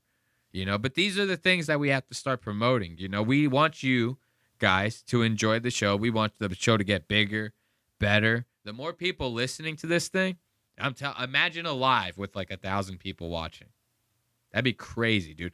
The chat going all nuts, people feeding us links and shit. Yo, watch this. This one's crazy, bro. Look at Ethan Klein. He's, oh God, that'd be nuts. I want that. I want that for you, the listener, not for me. I don't care. I could be a plumber for the rest of my life. I'm cool. I still do the show. But anyway, until next time, we love you guys. We wish you all a good life and a happy. Everybody had a happy Thanksgiving. We forgot to say that to everyone. Happy Thanksgiving to everyone, Happy Thanksgiving. But until next week, I bid you adieu, and I bid you goodbye. See ya.